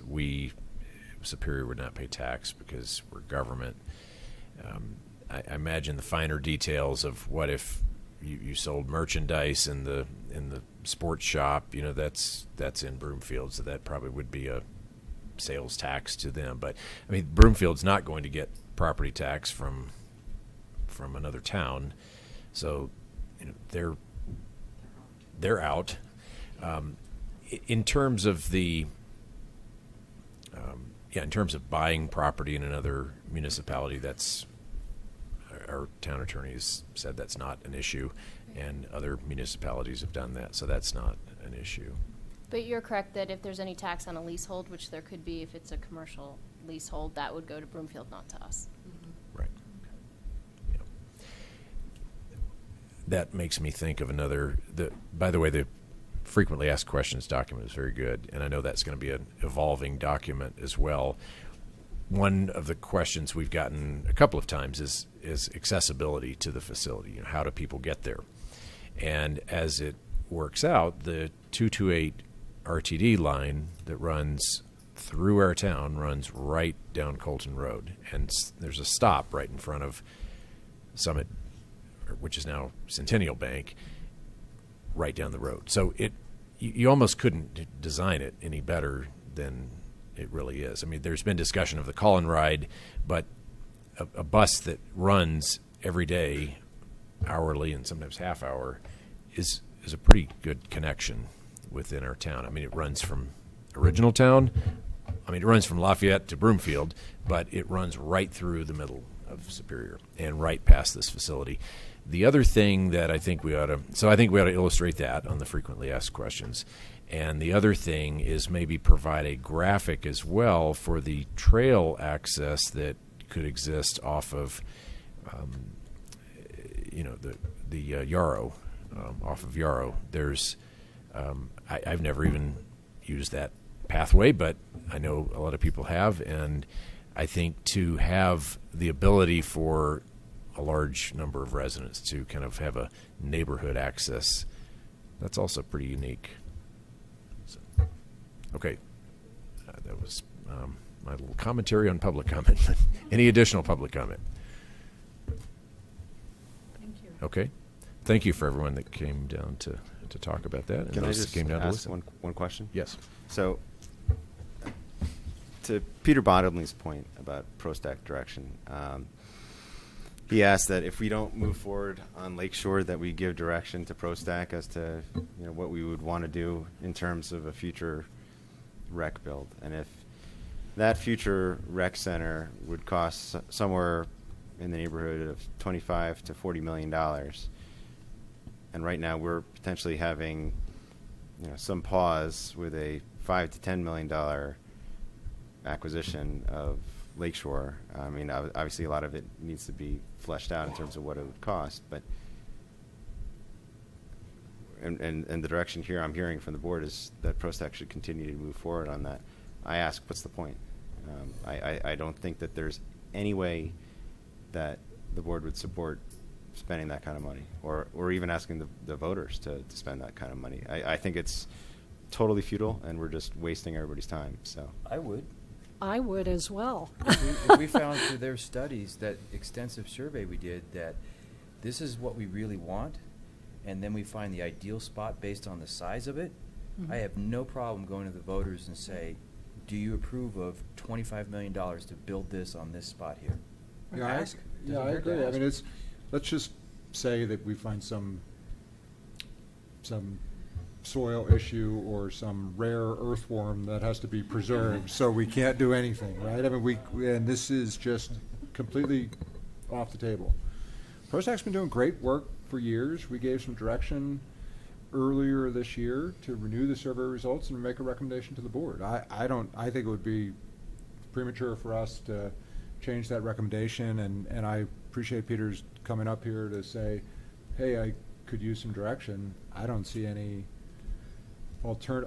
change in direction. I appreciate tapping the brakes a little bit since we found this unique opportunity, and so clearly we've tapped the brakes. If suddenly we sent a survey out to the community about building something, they'd be pretty confused because everybody knows what's going on. So tap the brakes, figure this out one way or another, and then continue with that direction if we find that earthworm that can't be disturbed.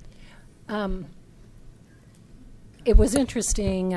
We had a joint issues breakfast with Louisville and asked them the question about a month ago. Chris and I attended that, and Matt did. How big were you, Louisville, when you started Louisville Rec? About 12.5, our exact same size, right? Why did this 2 years pass? Let's remember, and for the new board, maybe get educated. We wanted to put this on the ballot as a referendum issue last year. But we had to recognize and thought we needed to be prudent because taxpayers had not yet fully absorbed the Boulder Valley School District mill levy that they had voted in, a couple years prior, and had not fully absorbed the full impact of the mill levy for Rocky Mountain Fire. So we actually wanted people to have pretty much the totality of their property tax bill before they voted in a referendum to add to property tax impact. So we did not want to sort of delude voters as to what their potential total property tax outlay would be. So we chose prudence. And frankly, looking back on it, I'm wondering whether or not we should have gone ahead with 2017 and just disclosed that, take into account your ability to pay your upcoming increase in property tax for these things. But that's a decision we made on the side of prudence. But I absolutely do feel that we need to see this rec center conundrum to the finish line, one way or the other. And if we can't proceed, and there are a lot of reasons not to proceed with Lakeshore. One is the sense of community that emanates from a rec center that's built in the heart of your own town, that has fields surrounding it, that has kids biking to it, that has people walking to it, that, let's say it's at Colton and McCaslin, that's right off the trailhead, right? So you're looking at a different sense of community and a different character, if you will, to a rec center at Lakeshore versus a rec center in your own community. So these are things you pay us the big bucks up here to contemplate. So I am fully in support of, if for some reason we don't proceed on this, to see this issue to the ultimate state of a referendum to let the voters decide. Okay. Additional comments? Closing comments? Just one from me in response to Trustee Ryan's comments. I just want to reassure the board that my staff is working hard on this issue, and we would like to provide you with as much information as we can, so that you can make the best decision that you can. And some of these things that are still in the process, we feel like we need to have before we can provide that information to you. And we are going to work hard to get it on May 8th so that we can present that to you. Well, being in the business of engaging appraisers and inspectors and engineers, I can attest to the fact that it is a lengthy process, and there's a lot of waiting, and you really don't want the information piecemeal either. I mean, we want a complete package. So I appreciate the difficulties and the timing and everything. But, we do appreciate, I really appreciate you rallying to get everything going that is going. And so we're excited to see the next step. So thanks for everyone for their interest in this exciting topic, and we will look forward to reporting more when we have more. Anything further for tonight? Okay, we're adjourned.